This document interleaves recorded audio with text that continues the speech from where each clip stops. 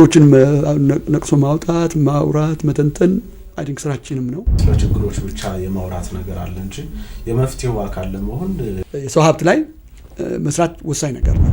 ሀገር ምን አይነት ትርጉም ስለሰጣችሁት ነው እንደዚህ? ሀገርን መውደድ ለኔ በዚህ መልኩ ነው የሚገለጸው።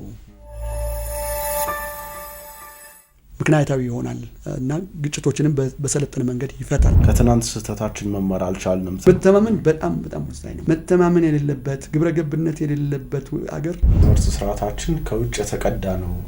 ሀገር በቀል አይደለም። ኢትዮጵያዊን ከኢትዮጵያ ታወጣዋለህ እንጂ ኢትዮጵያን ከኢትዮጵያዊ አታወጣው የሚባል ነገር አይደለም።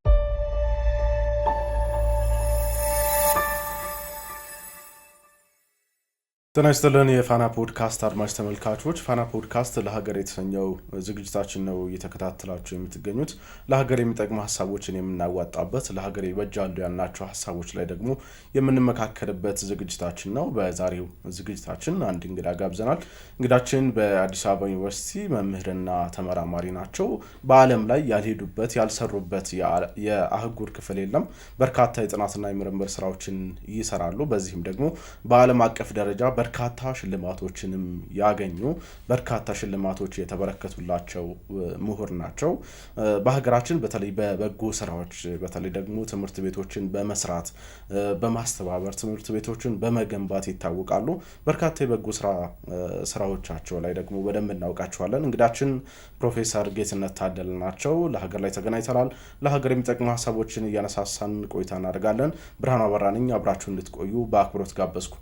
ፕሮፌሰር ወደ ፋና ፖድካስት ለሀገር ዝግጅት ላይ ለሀገር የሚጠቅሙ ሀሳቦችን ለማዋጣት ስለመጡ እጅግ በጣም አመሰግናለሁ። እኔም ስለጋበዛችሁኝ አመሰግናለሁ። እንግዲህ ፕሮፌሰር ጌትነት ሲባል ብዙ ሰው እርስዎን የሚያውቁት በተለይ ደግሞ ትምህርት ላይ ያለዎት አመለካከት ትምህርት ላይ ያለዎት አቋም እንደው የሁሉም ሰው አእምሮ ውስጥ ይመጣል ብዬ አስባለሁ። ምክንያቱም በርካታ ትምህርት ቤቶችን እንግዲህ በማስተባበር ሰርተዋል እና በተለይ ያደጉበት ማህበረሰብን ለማገልገል የሄዱበት ርቀት በጣም የሚደነቅ ነው።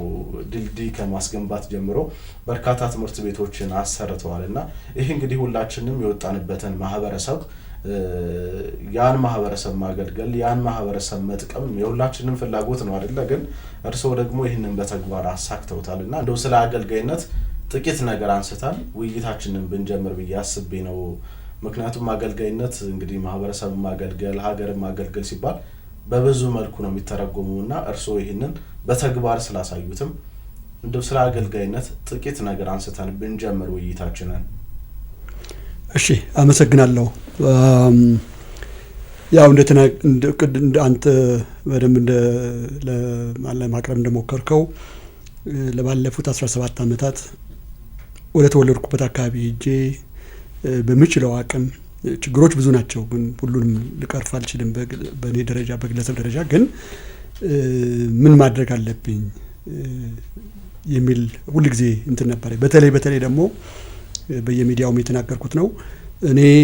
እኔ ትምህርት ቤት የተማርኩት እዚህም የሚመጣው ብዙ ቦታ የሚሄደው አንድ ትልቅ ወንዝ ነበርና እሱን ወንዝ ላይ በየአመቱ ብዙ ሰው የሚወሰድበት ብዙ ሰው ተቆራርጦ የሚከርምበት ንብረትም ብዙ ውሃው የሞላ የሚወስድ ነበርና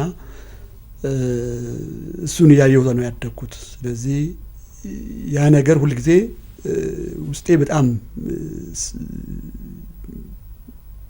የሚያንገበግብ ስሜት ነበር። ምክንያቱም በአሁኑ ዘመን በዚህ ጊዜ ሰው ለምንድነው አንድ መሸጋገሪያ ደህንነት ያለው መሸጋገሪያ ጠፍቶ ለምንድነው በውሃ ሰው የሚወሰደው? ለምንድነው ሰውስ እንደዚህ የሚቸገረው የሚለው ነገር ነበረኝና አድጌ ያን ነገር አንድ የሆነ ነገር ማድረግ የሚለው ውስጤ ነበርና መጀመሪያ የጀመርኩት እዛ ወንዝ ላይ ድልድይ በማሰራት ነው። ከዛ ቀጥሎ ግን እኔ ትምህርት ቤት የተማርኩት ደግሞ እንደዚሁ ያን ወንዝ እየተሻገርኩ አንደኛ ደረጃ ትምህርት ቤት የተማርኩት ወላጆቼ ጋር ሆኜ ነው። ቅርብ ነው ማለት 30-40 ደቂቃ። በልጅነት ጊዜ ምን ያህል ደቂቃ እንደነበር አላስታውሰውም በትክክል በዛ በልጅነት ጉልበት። ከዛ በኋላ ግን ከ7ኛ ክፍል ጀምሮ ግን 20 ኪሎ ሜትር መምጣት ነበረብኝ ከቤተሰብ ርቄ። ከዛ ሁለተኛ ደረጃ ትምህርት ለመማር ደግሞ 70 ኪሎ ሜትር መሄድ ነበረብኝ በአካባቢው ትምህርት ስላልነበረ። ስለዚህ እነዚህ ሁኔታዎች ከኔ ጋር የነበሩ ብዙ ጓደኞቼ ትምህርት ቤት በአካባቢ ባለመኖሩ በተለያየ ደረጃ ላይ መጀመሪያም ከአንደኛ ደረጃ ወደ መለስተኛ ደረጃ ትምህርት ቤት ስንሸጋገር ብዙዎቹ አቋርጠው ቀርተዋል። እንዲሁም ደግሞ ከዛ በኋላ ወደ ሁለተኛ ደረጃ ስንሄድም እንደዚሁና ያንን ማስቀረት ነበረ አላማዬ። ስለዚህ ከዛ በኋላ የቀጠልኩት ያው ትምህርት ቤቶችን መገንባት ነው። ሁለተኛ ደረጃ ትምህርት ቤቶች፣ አንደኛ ደረጃ ትምህርት ቤቶች፣ ቤተ መጻሕፍት፣ ቤተ ሙከራ እንዲሁም ደግሞ ግብዓቶችንም ማሟላት ኮምፒውተር፣ የተለያዩ ግብዓቶችን ማሟላት። አሁን በቅርብ እንኳን ራሱ ለአንዱ ሁለተኛ ደረጃ ትምህርት ቤት ወደ ከተለያዩ አጋር ድርጅቶች ጋር በመሆን 30 የሚሆኑ ላፕቶፕ ኮምፒውተሮች፣ ያንን ሁሉ የሚያንቀሳቅስ ሶላር ኢነርጂ፣ ፕሪንተር፣ ፕሮጀክተር፣ ሌላም ነገር ዴስክቶፖችም እንደዚህ ተጨማሪ እና ግብዓቶችንም በየጊዜው የተለያዩ ግብዓቶችን መጽሐፍ፣ ጠረጴዛ፣ ወንበር፣ ኮምፒውተር አዲስም ሁለተኛ ያገለገሉ በማሟላት ላይ ነው እንግዲህ እንትን ያልኩትና እኔ እንግዲህ ምንድነው አንደኛ ትምህርት የተማርነው ትምህርት በተወሰነ ሌቭል የሰዎችን እንግልት የሰዎችን ህይወት መለወጥ መቻል አለበት የሚል እምነት አለኝ በተማርነው እና ህብረተሰቡም ግብር ከፍሎ አስተማሪ ቀጥሮ ትምህርት ቤት ሰርቶ ያስተማረን ራሳችንን ብቻ ነፃ እንድናወጣ ራሳችን ሀብታም እንድንሆን የራሳችን ኑሮ እንድንለውጥ ብቻ አይደለም፣ እነሱንም ነፃ እንድናወጣቸው የእነሱንም ችግር ደግሞ እንድንቀርፍላቸው ነውና ትምህርት በተወሰነ ሌቭል ያንን ማድረግ አለበት። አለዛ ውስን ይሆናል ማለት ተምር ያለው ፕሮፌሰር ደረጃ ደርሽ ያለው ብዙ አሳትማለሁ፣ ቅድም እንዳልከው ብዙ ዓለምን እዞራለሁ። እነዚህ ሁሉ ከትምህርት ጋር ከሙያዬ ጋር የተገናኙ ናቸው። ብዙ አሳትማለሁ አድርጌያለሁ፣ ግን ያ ራሱን ችሎ ሌላ አስተዋጽኦ ነውና ከዛ ባለፈ ግን መሬት ላይ ወርደን የሆነ ትርጉም ያለው ነገር መስራት አለብን ብዬ አስባለሁና ከዛ አንጻር ነው እና የኔ እምነት ሁሉ ጊዜ ምንድነው ማስበው ያንዳንዱ ሰው በተቻለ አቅሙ ማለት ሁሉም ሰው ድሉ እኩል ድል ላይኖረው ይችላል፣ ግን ፍላጎቱና እንትኑ ካለ ግን ደግሞ የምናደርጋቸው ብዙ ነገሮች አሉ እያንዳንዳችን ላይ እና በተቻለ መጠን ኢትዮጵያ ውስጥ ከሁሉም ሰፈሮች ተምሮ የወጣ ብዙ ሰው አለ እና ተመልሶ መጀመሪያ ቤተሰቡን ከዛ አካባቢውን መንደሩን እንደዚሁ ሰፈሩን የሆነ ነገር የሚችለውን ቢወረውር ኢትዮጵያ የዛ ድምር ውጤት ስለሆነች ትለወጣለች የሚል ነው የሚያስበውና ዳር ቁመን ዝም ብሎ ይሄ ማላዘኑ ማማረሩ ወይም ይሄ ጎደለ ማለቱ ችግሮችን መዘርዘሩ ትርጉም የለውምና ጨለማውን ዝም ብለን ከምንረግም ጨለማውን ወደ ትንሽም ቢሆን የሆነች ነገር ሻማ ብርተን ወደ ብርሃን መቀየሩ ላይ ሁላችንም ብንሳተፍ በምንችለው አቅም የሚል አቋም አለኝና ከዛ አንጻር ነው እንግዲህ ባለፉት 17 አሁን ከ17 ዓመት በላይ ነው እዛ አካባቢ ሁሌም ቢሆን የሆነ ፕሮጀክት አለ። ስለዚህ እንግዲህ እዚህ ላይ አሁን ለምሳሌ ብዙዎቻችን የምንሰጣቸው ምክንያቶች አሉ። ስራ ይበዛብናል፣ እንዲህ ነው እኔ የተለየ እንትን የለኝም ማለት ያለኝ ጊዜም አንድ ነው። የተለየም እድገቴም ገጠር ነው፣ የገጠር ልጅ ነኝ፣ የገበሬ ልጅ ነኝ። የተለየ ሁኔታ ተፈጥሮልኝ አይደለም። ምንድነው የሆነው ሲምፕሊ ከኔ ውስጤ ነበረ ማለት ውስጤ ፍላጎት ነው የነበረኝ። በቃ አንድ ነገር አድርጌ የህዝቡን ስቃይ የህዝቡን ችግር ማቃለል የሚለው ነገር ያ ውስጥ ነው ያለና ያ ካለ ደግሞ ብዙዎቻችን እንትን እናደርገዋለንና ቅድም እንዳልከው ነው ብዙ እሄዳለሁ ዓለምን ብዙ እዚህ ማስተምራለሁ፣ ተማሪዎችን ማማክራለሁ። እንደማንኛውም ሰው እንሰራውን ስራ እሰራለሁ፣ ለመኖርም እንሰራቸው ስራዎችን እንሰራለሁ ምናምን። ግን ያን ሁሉ ይቻላል ማለት ምንም ምክንያቶች እንደማይሉ ስራ በመብዛት ምናልባትም በጣም ብዙ ጓዛለሁ። ባለፉት በ25 እንኳን በፈረንጆቹ 13 ጊዜ ነው ከኢትዮጵያ የወጣሁት።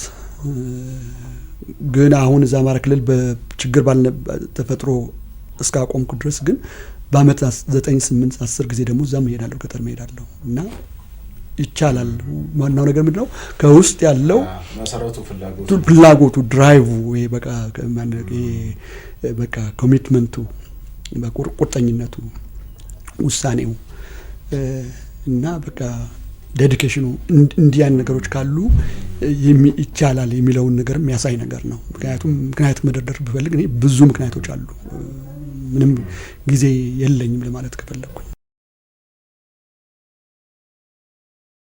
እንግዲህ ይሄ ማህበረሰብ ያስተማረን ማህበረሰብ ብዙ ጊዜ ምሁራኑ አካባቢ የሚነሳውን ትችት ችግሮችን ብቻ ጉልቶ የማሳየት ስለ ችግሮች ብቻ የማውራት ነገር አለ እንጂ የመፍትሄው አካል ለመሆን እንዲሁ ጠጠር እንኳን የመወርወር አይነት ፍላጎት የለም።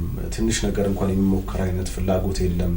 ችግሮችን ብቻ ማውራት፣ ችግሮችን ብቻ ማጉላት፣ ስለ ችግሩ ብቻ መነጋገር፣ ሁሌ ተቃውሞ የመፍትሄው አካል አንሆንም በሚል የሚነሳልና ይሄስ አይነት ልምምዳችን እንደ ሀገር ምን ያህል ጎድቶናል ብለው ያስባሉ? ችግሮችን ማውጣት መጥፎ ነገር የለም። ችግሮችን ምክንያቱም መውጣት አለባቸው፣ መወያየት አለብን፣ መነጋገር አለብን። ችግሮችን ዝም ብሎ አይቶ ዝም ማለትም ትክክል አይደለም። ግን እንዳልከው ግን ደግሞ የመፍትሄው አካል መሆን አለብን። ምንድነው እኔ አንድ እንዲያውም ምሳሌ የምናገረው ሁሉ ጊዜ በ2016 ወይም በፈረንጆቹ 2024 አማራ ክልል በጣም ትልቅ ችግር ነው ያለው። እንግዲህ ያኔ ነው እንግዲህ ክልሉ ወደ የዚህ ጸጥታ ችግር እንትን ያደረገው እንግዲህ ሐምሌ ነሐሴ አካባቢ ነውና በ2024 ላይ ከዛ በኋላ ማለት ነው አሰብኩና በቃ ክልሉ ዛ መሄድ ብዙም አይቻልም፣ ብዙ መስራትም አይቻልም ምናምን። ግን አሰብኩና ኦኬ ዝም ብሎ ያንን ነገር መናገሩ ምን ትርጉም አለው አልኩና በድፍረት አጋሮቼ ጋር ሆኜ አንድ ትምህርት ቤት አስጀመርኩ። በዛ አስቸጋሪ ሁኔታ ውስጥ ማለት ነው። መጀመሪያም ያገኘሁት ገንዘብም 40% ነበረ ያን ትምህርት ቤት ለመስራት። ሁለተኛ ደግሞ አስቸጋሪ ሁኔታ ውስጥ ክልሉ በጣም ችግር ውስጥ ባለበት ምንም በማይታሰብበት ማለት ነው። እና አሰብኩና ለኔ ትርጉም አልሰጠኝ አለ። ዝም ብሎ ያንን ማብሰልሰሉ ክልሉ ያለበትን ችግር ማብሰልሰሉ ምንም ትርጉም አልሰጠኝ አለና በድፍረት ከአጋሮች ጋር ትምህርት ቤት ጀመርነ። በፈረንጆቹ 2024 ወይም በ16 በእኛ ይመስለኛል። ብዙ ይቅርታ በፈረንጅ ነው ብዙ ዓመተ ምህረቶች ማስታወስ፣ ምክንያቱም ብዙ ጉዞዬ ጋር የሚገናኝ ነገር ስላለው በዛ ነው። ግን እና በጀመርነ በ6 ወር ውስጥ ትምህርት ቤት ጨረስነ እና ተመረቀ። በጥቅምት 2017 ላይ ተመረቀና 17 ጥቅምት 2017 ላይ ተመረቀ። በቃ በዛ አስቸጋሪ ሁኔታ ውስጥ በ16 ወደ ጥቅምት ወደ መጋቢት አካባቢ የተጀመረ ትምህርት ቤት በ6 ወር ውስጥ ቆንጆ ትምህርት ቤት አለቀና ያንን ምንድነው ምለው ያንን ነገር እኔ የምለውጠው ነገር ብዙ አልነበረም ማለት የተፈጠረውን ሁኔታ ልለውጠው አልችልም። ብዙን ነገር ማለት እንደ ግለሰብ የሆነ ትንሽ ነገር ማድረገው ነገር ይሆን ይችላል፣ ግን ብዙን አልለውጠውም የተፈጠረው ሁኔታ። ግን አትሊስት ግን በዛ ሁኔታ ውስጥ በዛ አስቸጋሪ ሁኔታ ውስጥና ምንም ብዙ ነገር ጥሩ ነገር በማይታይበት ውስጥ ግን የሆነ ነገር ማድረግ አለብኝ ከሚለው ተነሳስተን ጀመርነው። አለቀ፣ ተመረቀ። አሁን ተማሪዎች እየተማሩ ነውና እኔ እንደዛ ነው ማምነው። ችግሮችን በተለይ ደግሞ እንደ ከአካዴሚክ ኢንስቲትዩሽን እንደምሰራ ሰው ችግሮችን ነቅሶ ማውጣት፣ ማውራት፣ መተንተን አይ ቲንክ ስራችንም ነው።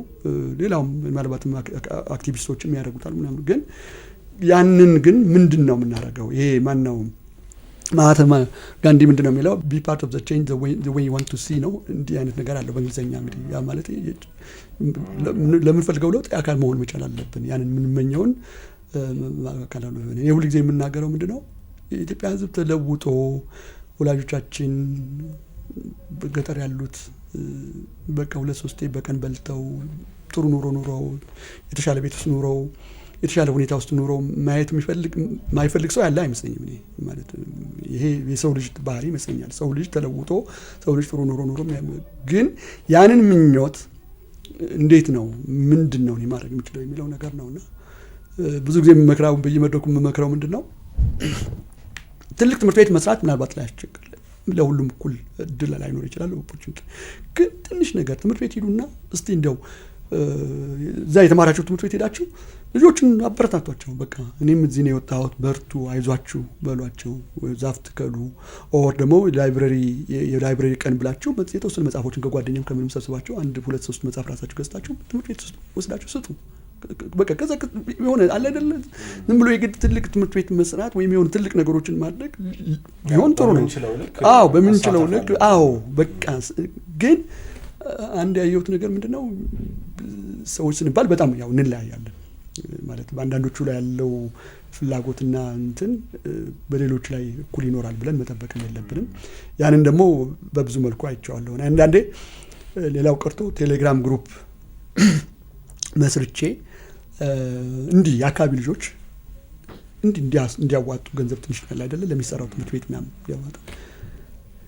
ያንን ሳደርግ የሚመጣው ገንዘብ ኦኬ ምንም ጥቅም የለውም ማለት አልችልም፣ ግን ከገንዘቡ ይልቅ ግን እኔ ሰዎች አስተዋጽኦ የሚያደርጉበትን ነው አጋጣሚ መፍጠር ይሄን አድርጌዋለሁ። ከዛ ደግሞ ሞር ተነሳስተው ደግሞ ሞር እንደገና አይደለ በራሳቸውም እንዲንቀሳቀሱ ለመመዱም ደግሞ ነው ከዛ በኋላ እና ለምሳሌ አንድ ጊዜ ነው ይሄን ያደረኩት። በቃ በቴሌግራም ገንዘብ ትንሽ ገንዘብ የሰበሰብኩት ብዙም አይደለም 200,000 ወይ ምናምን ነው። በዛ ትምህርት ቤት ለወጣው ወጪ በጣም ትንሽ ነች፣ ግን ምንም ማለት አይደለም። ያንዳንዷ ሳንቲም ጥቅም አለውና ከጨረስኩ በኋላ ግን ምንድነው ያልኳቸው አሁን ኦኬ ይሄን ትምህርት ቤት እንደዚህ ሰተን እኔ የፈለኩት አንዱ አስተዋጽኦ እንድታደርጉ እድል መፍጠር እናንተም እንድታስቀጥሉ ነው። ስለዚህ ልክ አለቀ በኋላ ትምህርት ቤቱ ከተመረቀ በኋላ ምንድነው ያልኳቸው አሁን የራሳችሁን እስቲ የሆነ ነገር ይዛችሁ ነው የሰፈራችሁን የሆነ ነገር በቃ የመጀመሪያው ማዋጣው እኔ ነኝ። በቃ የራሳችሁን እስቲ የሆነ ነገር ይዛችሁ ነው ያልኳቸው ልክ ስጨርስ ያ ፕሮጀክት ሲያልቅ ማለት ነው። እና ይሄ ሁሉ ምንድነው እንደነገርኩ ሰው በተወሰነ ሌቭል ሁሉም ሰው የተወሰነ ነገር እንዲያደርግ አስተዋጽኦ እንዲያደርግ ምን ያደረኩኝ እና የኔ ግምት ወይም አሳምሽን ምንድነው ሰው በውስጡ ሁሉም ሰው የሆነ ነገር ማድረግ አንተ ስትጀምር እንዳልከው ማለት ነው ሁሉም ሰው ይመኛል፣ ግን ያለው እድሉን አጥቶ ነው አጋጣሚውን አጥቶ ነው የሚል ግምት አለኝ። ብዙዎቹ ጋር ያን ይሆን ይችላል፣ አንዳንዶቹ ላይ ደግሞ ውስጣቸው ላይ የሚያ ነገር የሌላቸውም ሰዎች ይኖራሉ ብዬ ገምታለሁ። እንዳልከውም ደግሞ ግን ከንግግር ወደ ተግባር ሞራል አይደለ ብንሸጋገር ፍላጎት ካለ በየትኛውም አጋጣሚ በየትኛውም አስቸጋሪ ሁኔታ ውስጥ የሆነ መንገድ አለ፣ ሰዎችን የሆነ መንገድ አለ፣ የሆነ ኃይልም አለ ነው ማለት ነው። የሆነ ኃይልም አለ። በቃ መልካም ነገር ከተመኘን ጥሩ ነገር ከተመኘን ከልባችን ያንን ለማድረግ ከሞከርን ምንም አይነት የግል ፍላጎት ብዙ የሌለበትን ጥሩ ነገር ካለ የሆነ ኃይልም ይረዳናል ነው ብዬ ነው ገምታለሁ። እኔ ያንን ደግሞ ብዙ ምሳሌ ልሰጥ እችላለሁ። ምክንያቱም ብዙ ነገሮችን በድፍረት ይጀምራሉ። በቃ ምንም አይነት እንትን የለኝም፣ ግን ከውስጤ ያንን ነገር በቃ ማሳካት እና ጥሩ ነገር መስራት ነው ያለኝ። ያንን ደግሞ አንድም ቀን እግዚአብሔር ይመስገን ፌል አድርጌ አላውቅም። ሌላ እንዲያውም ይህንን ደግሞ በተመለከተ አንድ ምሳሌ ልንገርህ። በፈረንጆቹ 2013 አሁን በአበሻ ስንት እንደሚሆን አላውቅም፣ ሰባቲካል የሚባል አዲስ አበባ ዩኒቨርሲቲ ሰባቲካል እንወስዳለን ማለት 6 ዓመት አስተምረን 7ኛ ዓመት እና በዛን ጊዜ የተለያየ ሀገር ነበርኩኝ ማለት ኒውዚላንድ ሄጄ አስተማርኩኝ ቤተሰብን ጭምር ሄጄ አውሮፓም እንደዚሁ ኖርዌይና ሆላንድ እንደዚሁ እዛ ማስተማርኩኝ። መጨረሻ 6 ወር ግን አሜሪካ ሄድኩኝ ፉል ብራይት ስኮላር ሆኜ እና ረጅም ሊቭ ነበር ማለት ሰባቲካል 1 ዓመት ነበር። እንደገና ደግሞ አድሚኒስትሬቲቭ ሊቭ ነበር። የዲፓርትመንቱ ሄድ ስለነበርኩ የዲፓርትመንቱ ኃላፊ ስለነበርኩኝ ያልወሰድኩት የዓመት ፈቃድም ስለነበረ እሱን ሁሉ ጨምሬ 17 ወር ነው የወጣሁትና አሜሪካን ሀገር እዛ ስቆይ መጀመሪያ ሂጄ አንድ ጓደኛዬ ቤት ተከራይቶልኝ እዛ ነበረ የተቀመጥኩት። ግን የተወሰነ ጊዜ ቆይቼ ግን በቃ አልተመቸኝም እና ሳይመቸኝ ሲቀር የዛ እኔን ሆስት ያደረገችኝን ፕሮፌሰር እባክሽ ሌላ ቦታ ፈልጊልኝ እኔ አልተመቸኝም አልኳትና ከዛ የሆኑ ጓደኞቿ ጋር አገናኘችኝ። እዛ ሙቭ አረኩኝ። ጥሩ ቤት፣ ቆንጆ ቤት፣ ራሱን የቻለ በጣም ጥሩ ቤት በዛ ዋጋ ሰዎቹ በቃ ዝም ብሎ እንዲሁ እንድል ግን እነዚህ ሰዎች በአጋጣሚ ምን አላቸው ቻሪቲ ማነው የበጎ አድራጎት ትንሽ የበጎ አድራጎት ድርጅት አላቸው እና ልክ ተመልሼ 2014 መሰናዶ ሳሰራ $15,000 ሰጡኝ። ከዛ በ2016 ላይ ደግሞ አንድ ደረጃ ሳሰራ $20,000 ሰጡኝ።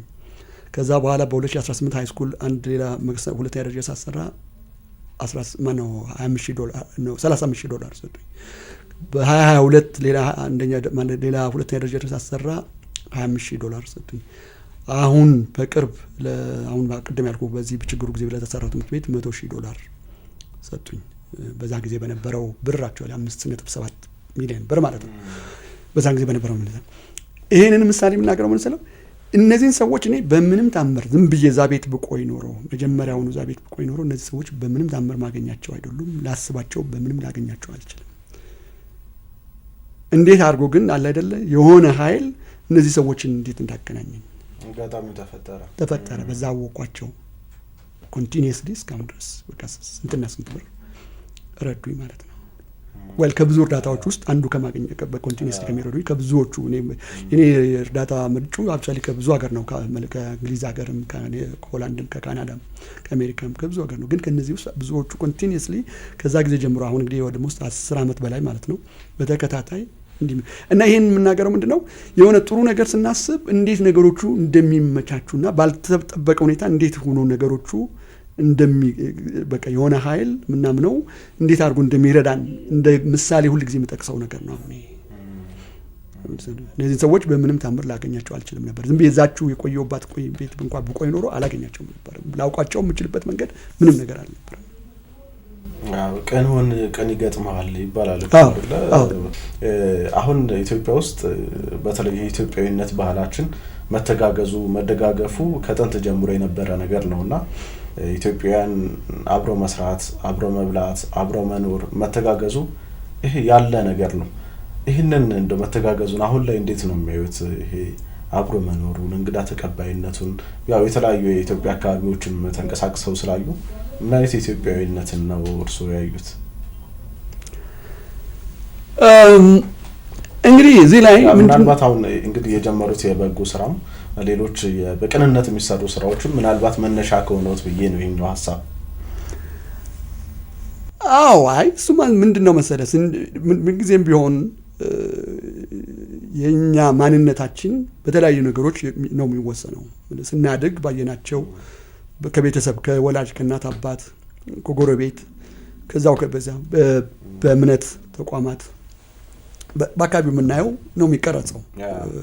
አውቀነው ሳናውቀው አሁን ባህሪን ሳስበው አንዳንዴ መማሬ ከተማ ውስጥ መኖሬ የተወሰነ የለወጠው አለ። ግን የእናቴን ባህሪ ብዙ ያለው የአባቴን ባህሪ ብዙ ያለው ነፍሱን ይማረውና እና ሁልጊዜም ቢሆን በዛ ነው የምንቀረጸው ማለት በመናየው በመናደርገው ነውና እንትን አለው። አሁን ምንድነው እኔ መረዳዳት ባህሉ አለ፣ ማህበራዊ ትስስሩ አለ፣ ሰው ማክበሩ አለ፣ እንግዳ ተቀባይነቱ አለ። ግን በተወሰነ ሌብል ደግሞ እኔ የምለያቸው ነገሮች አሉ። ለምሳሌ መረዳዳት ሲባል በእኛ ባህል ምናልባትም ከነገስታትም ጀምሮ ምንድን ነው ብዙ ጊዜ መደገስ፣ ማብላት፣ ማጠጣት በቃ አይ ቲንክ ከነገስታቱ ጀምሮ ይሄ ግብር ማብላት የሚለው ነገር አለ። ያ ነገር አሁንም ቢሆን በተወሰነ ሌብል አያለው ብዬ ነው የማስበው። አሁን ማለት መረዳዳት ሲባል ሌሎች አይረዳዱ ማለት አይደለም። በነገራችን ላይ እኛ ሀገር ይሄ ሁሉ የሚመጣው ገንዘብ ይሄ ሁሉ እኔ የምሰራው እኔም የሰራኋቸው ሌሎችም እነዚህ አሁን መንግስታዊ ያልሆኑ ድርጅቶች በሙሉ እንዳሸን ያሉት እዚህ ሀገር ውስጥ ያሉት በአብዛኛው ከውጭ ነው የሚመጣው። አይረዱም ማለት አይደለም፣ ይረዳሉ። ምናልባት እርዳታው እንትን ነው የሚለየው። እነሱ ለራሳቸው ኑሮ ራሱ ብዙ ጊዜ ቆጥበው ነው የሚኖሩት። እኔ ስለማውቅ ነው በተለያየ ሀገር ስለኖርኩ ነው። ለራሳቸው በተቻለ መጠን ቆጥበው ይኖራሉ። ግን ዋጋ የሚሰጧቸው ቫልዩ የሚያደርጓቸው ነገሮች አሉ። ሌላውን መርዳት፣ ረፍት መውጣት፣ በጣም በአውሮፕላን ሌላ ሀገር ሄዶ የሆነ ረፍት መውጣት፣ እነዚህ ነገሮች አሉ። ዋናው ነገር ግን አሁን ትኩረታችን ግን መርዳት የሚለው ነገር ነው። መርዳትን ይረዳሉ በጣም መረዳዳት የኛ ብቻ ነው አድርጎ ማየት የለብንም። በምን መልኩ ነው እየረዳን ያለን የሚለውን ነገርም አይ ቲንክ ማለት እኛ ሀገር ሀብታሞች አሁን ብዙ ጊዜ ስናየው ምንድን ነው አንዳንድ ነገር አሁን ለውጥ እያየን ነው። ግን ስቲል አሁንም ቢሆን ትልቅ ቦታ የምንሰጠው ሞር ኦፍ በቃ የሚታይ ነገር ይሄ በእንግሊዝኛው ኮንስፒኬስ ኮንሳምፕሽን የሚባለው አለ አይደለ? በጣም ጥሩ ደግሶ ጥሩ እንትን ተደርጎ ምናምን እና ያ ሲወርድ የነበረው ከነገስታት ጀምሮ የመጣው ግብር የማብላት ነገር እና ሞሮ ከዛ በተጨማሪ ደግሞ ወደ ለእምነት ተቋማት ላይ ትኩረት ያደረገ ነገር ያለው ማለት እምነት ተቋማትን በነገራችን ላይ እምነት ተቋማት ላይ እዚህ ሀገር የሚደረገው ነገር ለእኔ ትልቅ ትምህርት ነው። ለእኔ እምነት ተቋማት ብዙ ቦታ ላይ በጣም ትልቅ ጥሩ የሆኑ እምነት ተቋማት ሲሰሩ እናያለን። መስጊዶች፣ ቤተክርስቲያኖች፣ ቸርቾች ዋቴቨር ብትላቸው ነገሮች የትም ቦታ ላይ ቁሞ አታይም። በድሃም ሰፈር ላይ በጣም ቆንጆ የሆነ ነገር ታያለ። ያ የሚያሳየው ነገር ጥሩ ነገር አለው። ምንድነው ሁሉም ሰው ከተሳተፈበት ብዙ ነገር መስራት እንደሚቻል ምክንያቱም ለእምነት ሁሉም ነው የሚሳተፈው። ኢቭን የኔ ቢጤው ራሱ ጠዋት ምናልባት አስቀድሞ የሆነ ነገር ጣል አድርጎ ነው የሚችለውን ነገር መጀመሪያ ሰጥቶ ነው እሱ ራሱ ሌሎችን መጠየቅ የሚጀምረው። ከዛ ከሀብታም እስከ ድሃ ድረስ ያ በየቦታው የሚሰሩ ቤተክርስቲያኖችን መስጊዶችን ስናይ ያንን ለሌላው ነገር ላይ ማዋል ብንችል ብዬ ሁሉ ጊዜ አስባለሁ። በሌላው ልማቱ ላይ ውሃ ሊሆን ይችላል፣ ክሊኒክ ሊሆን ይችላል፣ ትምህርት ቤት ሊሆን ይችላል፣ መንገድ ሊሆን ይችላል። ያንን በሌላው ነገር ላይ ማዋል ብንችል ብዬ ሳስብ ሁሉ ጊዜ ጥሩ ነበር። ግን አታይም፣ ያንኑ ያህል ተመሳሳይ ነገር አታይም። ትብብር ባህሉ አለ፣ መንፈሱ አለ፣ መሰረቱ አለ። ያንን ደግሞ ብዙ በተለይ ደግሞ ችግር ሲመጣ ታየዋለህ። የኮቪድ ጊዜ አይተነዋል። በተለያየ ጊዜ አለ አይደል? ኮቪድ ጊዜ እንዴት ሰው በርስ አለ አይደል? እንዴት መርዳታ የተቸገሩትን ስራ ሲያቆሙትን ሰዎች ዘይት፣ ስንዴ ምን በመግዛት ምናምን እንዴት እንደተባበረ አይተናል። HIV ጊዜም አይተናል። እንዲህ ማለት ሰው በቃ ድሮች ምኖች እንዴት በቃ እንደተባበረው ሰዎችን እንዴት አለ። ግን ስቲል እንትን አለ። አሁን ደግሞ ምናልባትም ይሄ ማህበራዊ ሚዲያውም ደግሞ አንድ ጥሩ ነገር የፈጠረው ነገር አለ። የራሱ ማህበራዊ ሚዲያ የራሱ ሌላ ነገር እንዳለ ሁሉ ጥሩ ነገር አለ። ሰዎችን በቀላሉ እንድንደርስ አድርጓል። በቀላሉ በቃ አለ አይደል?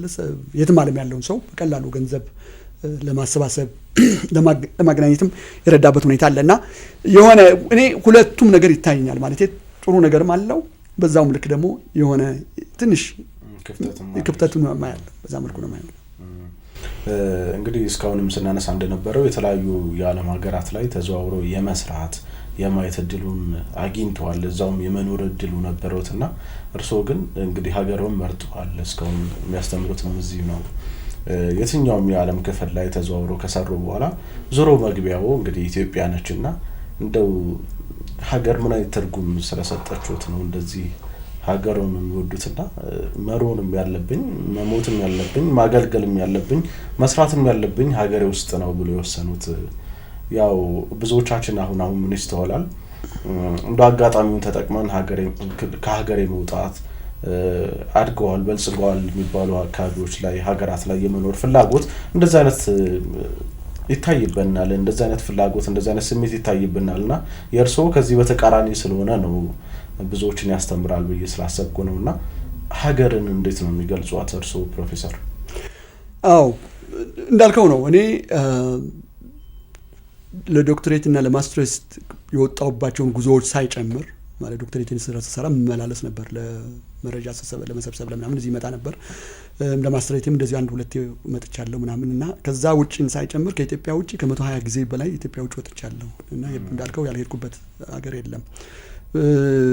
አጫጭር ቆይታዎች ለመፈተን፣ ለማስተማር፣ ለኮንፈረንስ፣ ለወርክሾፕ፣ ለተለያዩ ነገሮች ለፕሮጀክት ስብሰባ እንደዚሁና አጫጭር ብዙ ሄጃለሁ። አንዳንድ ሀገሮች ኖር ያለው ኒውዚላንድ ኖር ያለው፣ አውስትራሊያ ኖር ያለው፣ እንግሊዝ ኖር ያለው፣ ሆላንድ ኖር ያለው፣ ኖርዌይ ኖር ያለው፣ አሜሪካ ኖር ያለው። በተለይ አውስትራሊያ የሄድኩት በጣም ገና ወጣት እያለሁ ነው።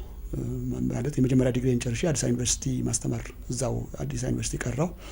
ከዛ በኋላ የተወሰነ ዓመት ቆይቼ ግን ወደ አውስትራሊያ ነው ለማስትሬት የሄድኩትና ያ እድሜ በጣም እንትን ነው ገና 20ዎች ውስጥ ባለሁበት እድሜ ነውና አውስትራሊያ ደግሞ ጥሩ ሀገርም ነው። በጣም ማለት ጥሩ ሀገር ነው።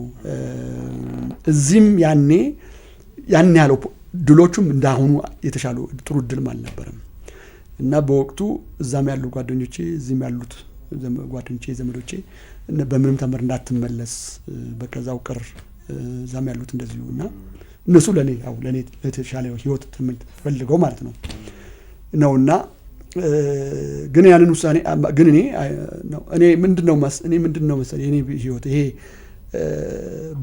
ባለኝ ምደሰት ሁሌ ባለኝ ምደሰት ሰው ማለት በቃ ባለኝ ወደ ላይ ሳይሆን ማየው እኔ ወደ ታች ያለውን ብቻ ነው ማየው እና ባለኝ ሁሉ ጊዜ ደስተኛ ነኝ። ባለኝ ሁሌ ደስተኛ ነኝ። ስለዚህ ያኔ እኔ ብዙ ጓደኞቼ ዩኒቨርሲቲ ሳይገቡ ሲቀሩ ዩኒቨርሲቲ ገባሁ እድለኛ ሆኜ ከእግዚአብሔር መርጦኝ ያው የራሴ ጥረትም ቢኖርበት ከዛም አዲስ ዩኒቨርሲቲ እዛው አስተማሪ ሆኜ እንድቀጠር ተደረኩ።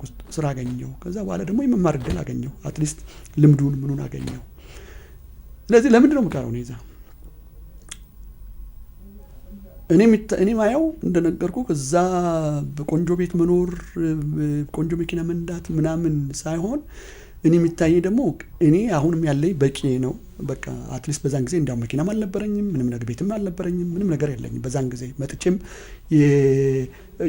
የሰዎችን ይሄ ሰርቪስ ኳርተር ከኋላ ተከራይቼ ነው የገባሁት። መጥቼም ከአውስትራሊያ ከሰዎች ተከራይቼ ነው የገባሁት ሰርቪስ ኳርተር ተከራይቼና ግን ማየው ስቲል በባዶ እግሩ የሚሄደውን በቀን አንዴ መብላት ማይችለውን ያንን ግብር ከፍሎ ምን ብሎ በቃ ያለ አይደለ ያላለፈለትን እንዲሁ የተለያዩ ስርዓቶች ይለዋወጣሉ፣ ግን ብዙ ህይወቱን መቀየር ያልቻለለትን ገጠር ያለውን ሰው ነው ሁሉ ጊዜ የሚታሰበኝ። ከተማ ውስጥም ያለው ያው እንጂ እኔ ከዛ አይደለም። ስለዚህ ምንድነው ለእኔ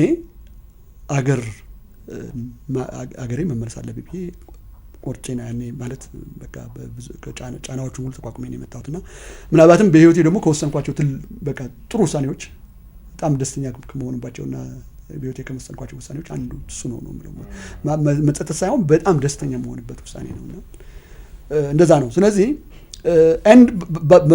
ጥሩ ሆነ። ምናልባትም እዛ ብኖር ኖሮ ለራሴ የተሻለ ነገር ከዚህ የተሻለ ምናልባት አሁን ካለ ነገር ይኖር ይሆናል። ግን አሁን የሰራዋቸውን እዚህ ገጠር አካባቢ ሄጄ የሰራዋቸውን ምናምን እሰራለሁ ወይ አይዳውት እርግጠኛ አይደለሁም። ምክንያቱም በቅርበት እዚህ መሆኔ በየጊዜው ችግሩን ማየቴ ተመላልሴ መስራት መቻሌ ነው እና ያንን ሁሉ መስራት የቻልኩትም በዚህ ነው። ስለዚህ አገርን ዝም ብሎ በመፈክር ሰንደቅ ዓላማ በመልበስ ወይ እነዚህ ሲምቦሎች ናቸው፣ ጥሩ ናቸው ማለት የአገርን የሚያመለክቱ የሆነ ምልክቶች ናቸው። ግን በመፈክር እና በተግባር ነው። እኔ አገር ማለት እንደዛ ነው። ለእኔ አገር ማለት በተግባር አገር ማለት ህዝብ ነው አይደለም። ኢትዮጵያ ስንል እኮ ህዝቦቿ ናቸው በውስጥ ያሉት ነው። ህዝቦቿን ህይወታቸውን የሆነች ነገር በሆነ ነገር መለወጥ ነው እና በመምጣቴም እንደነገርኩ ደግሞ አሁን ያኛው የገጠሩ ያው እንደተጠበቁ ነው። ዩኒቨርሲቲም ቢሆን ብዙ የበጀት ድጋፎችን በማምጣት ዶክትሬቴን ከጨረስኩ ጊዜ ጀምሮ ባለፉት 20 ዓመታት ዶክትሬቴን ከጨረስኩ ጊዜ ጀምሮ ሁሌም ቢሆን የበጀት ድጋፍ ከውጭ ሀገር አመጣለሁ። ከተለያዩ ሀገሮች ከኖርዌይ፣ ከእንግሊዝ፣ ከኔዘርላንድስ፣ ከአሜሪካ እና ብዙ ተማሪዎች ህይወታቸው አቅማቸውን ብለዋል። ማስትሬታቸውን ዶክትሬታቸውን ሰርተዋል። በገንዘብ ተጠቅመዋል። ከእኔ ጋር ብዙ ሀገሮች እነሱም አብረው ይብን ተጉዘው ልምድም ቀስመዋል። ስለዚህ እና ህይወታቸውን በተወሰነ ሌቨል እንዲያው ማለት ኑሯቸውን በተወሰነ ሌቨል ቀይረዋል። ስለዚህ እዚህም በምሰራው የተወሰኑ ሰዎችን ህይወት እንትን ብያለሁ ብዬ እገምታለሁ። የተወሰኑ ሰዎችን ህይወት ቀይሬያለሁ። ለሀገሪቱ የሚጠቅሙ ማለት ለሀገሪቱም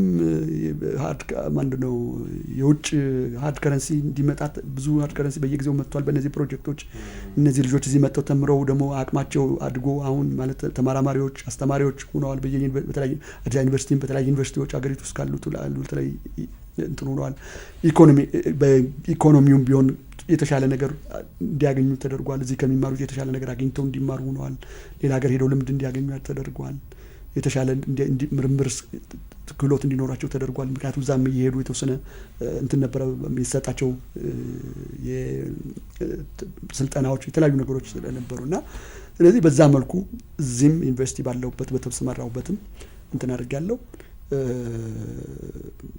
እና ብዙ ጊዜ አሁን አንዳንዴ ብዙ ጎልቶ የሚታየው እዛ ጋር የምሰራው ነው ለየት ያለ ስለሆነ ነው። ግን እዚህም ቢሆን የአዲስ አበባ ዩኒቨርሲቲ ለምሳሌ በ2016 ዲስቲንግዊሽድ ሪሰርች አዋርድ አሸንፌያለሁ። የዩኒቨርሲቲውን በ2023 በፈረንጆቹ ነው ማረው በ2023ም ቤስት አቺቭመንት አውትስታንዲንግ አቺቭመንት አዋርድ ከዛም አሁን ባለፈው ዓመትም ቤስት ሪሰርቸር ኦፍ ዘ ይር እንደዚሁ እና በዚህም በኩል አትሊስት በሚችለው መልኩ አስተዋጽኦ አድርጌያለሁ። እዛም ሄጄ አስተዋጽኦ አድርጌያለሁ። ይሄ ሁሉ ምንድነው በመመለስና አገርን መውደድ ለኔ በዚህ መልኩ ነው የሚገለጸው። የሰዎችን ህይወት በመለወጥ አገርን የሚጠቅሙ ስራዎችን በመስራት ነው እኔ አገር የምትለወጠውና አገር መውደድ በዛ ነው የሚገለጸው ብዬ ነው የማስበው። ይህንን ሀሳብ ያነሳሁት ከምን አንጻር ነው? ብዙዎች ይመሩበታል ብዬ ስላሰብኩ ነው። አሁን ብዙዎቻችን የውጭውን ዓለም የመመኘት የማናቀውን ሀገር የመናፈቅ ነገር ይታይብናል። ምናልባት የተሻለ ህይወት ፍለጋ ሊሆን ይችላል።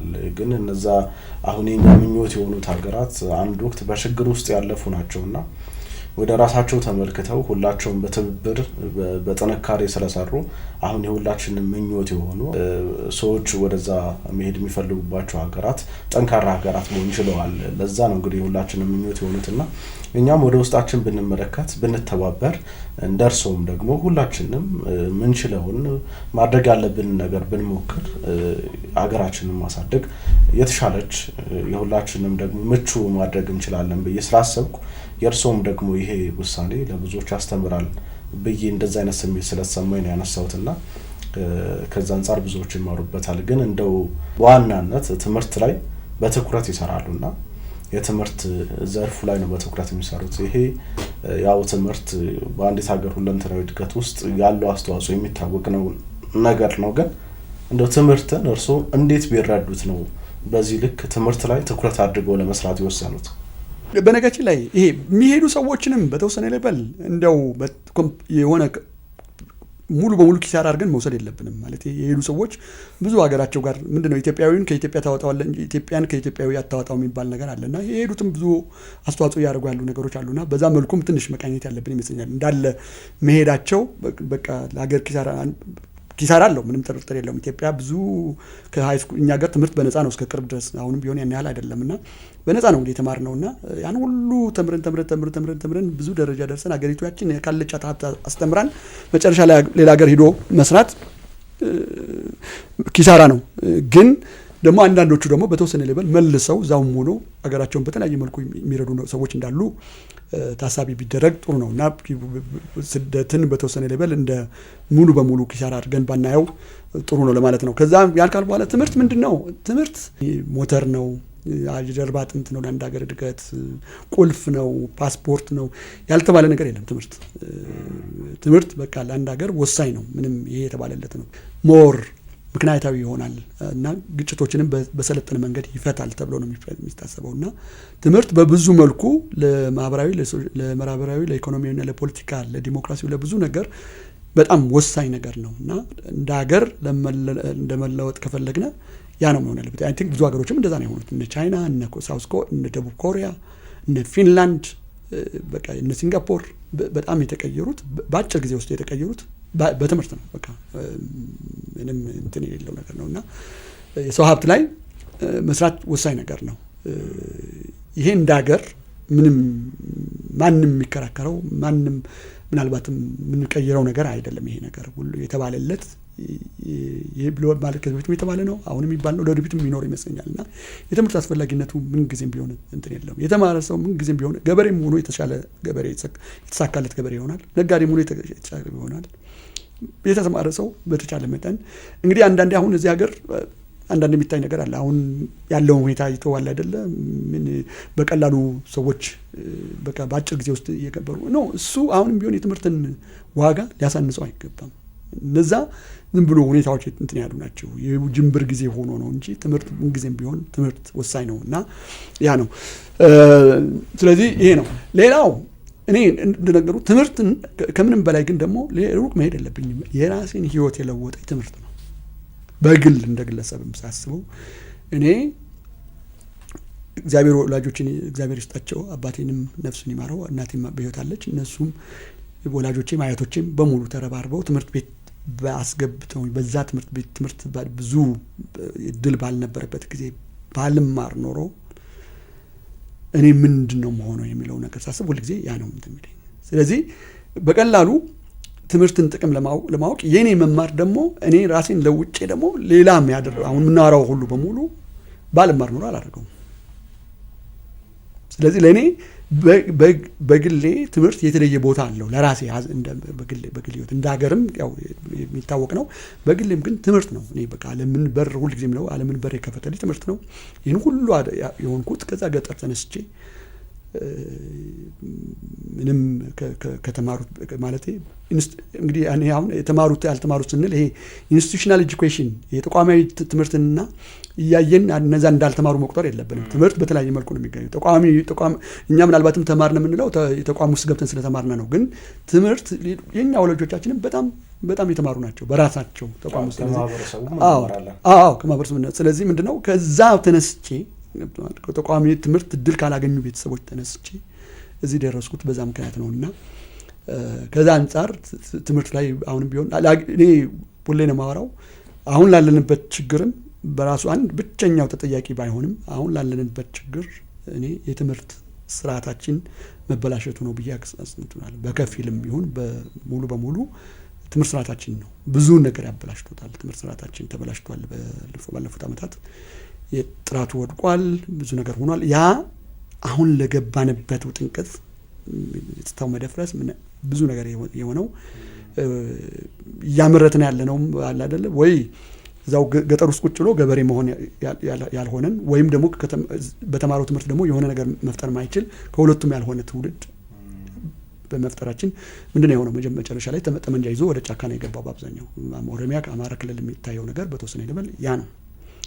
ምክንያቱም እንግዲህ አሁን ወደ ትምህርቱ ችግር እስከሄድን ብዙ ነገር ነው የምናወራውና ስለዚህ የትምህርት ወሳኝ ነውና አሁንም ቢሆን ተስፋ ባለመቁረጥ እኔ ሁሉ ጊዜ ሰሞኑ ራሱ ተማሪዎችን ሰብስቤ ነበረ እዛ ክፍለ ሀገር ሄጄ ነበርና ተማሪዎች እባካችሁ ምንም አሁንም ቢሆን ምንም አማራጭ የለም፣ አንድም ሁለትም ሶስትም ትምህርት ነው አሁንም ቢሆን የሚያዋጣን።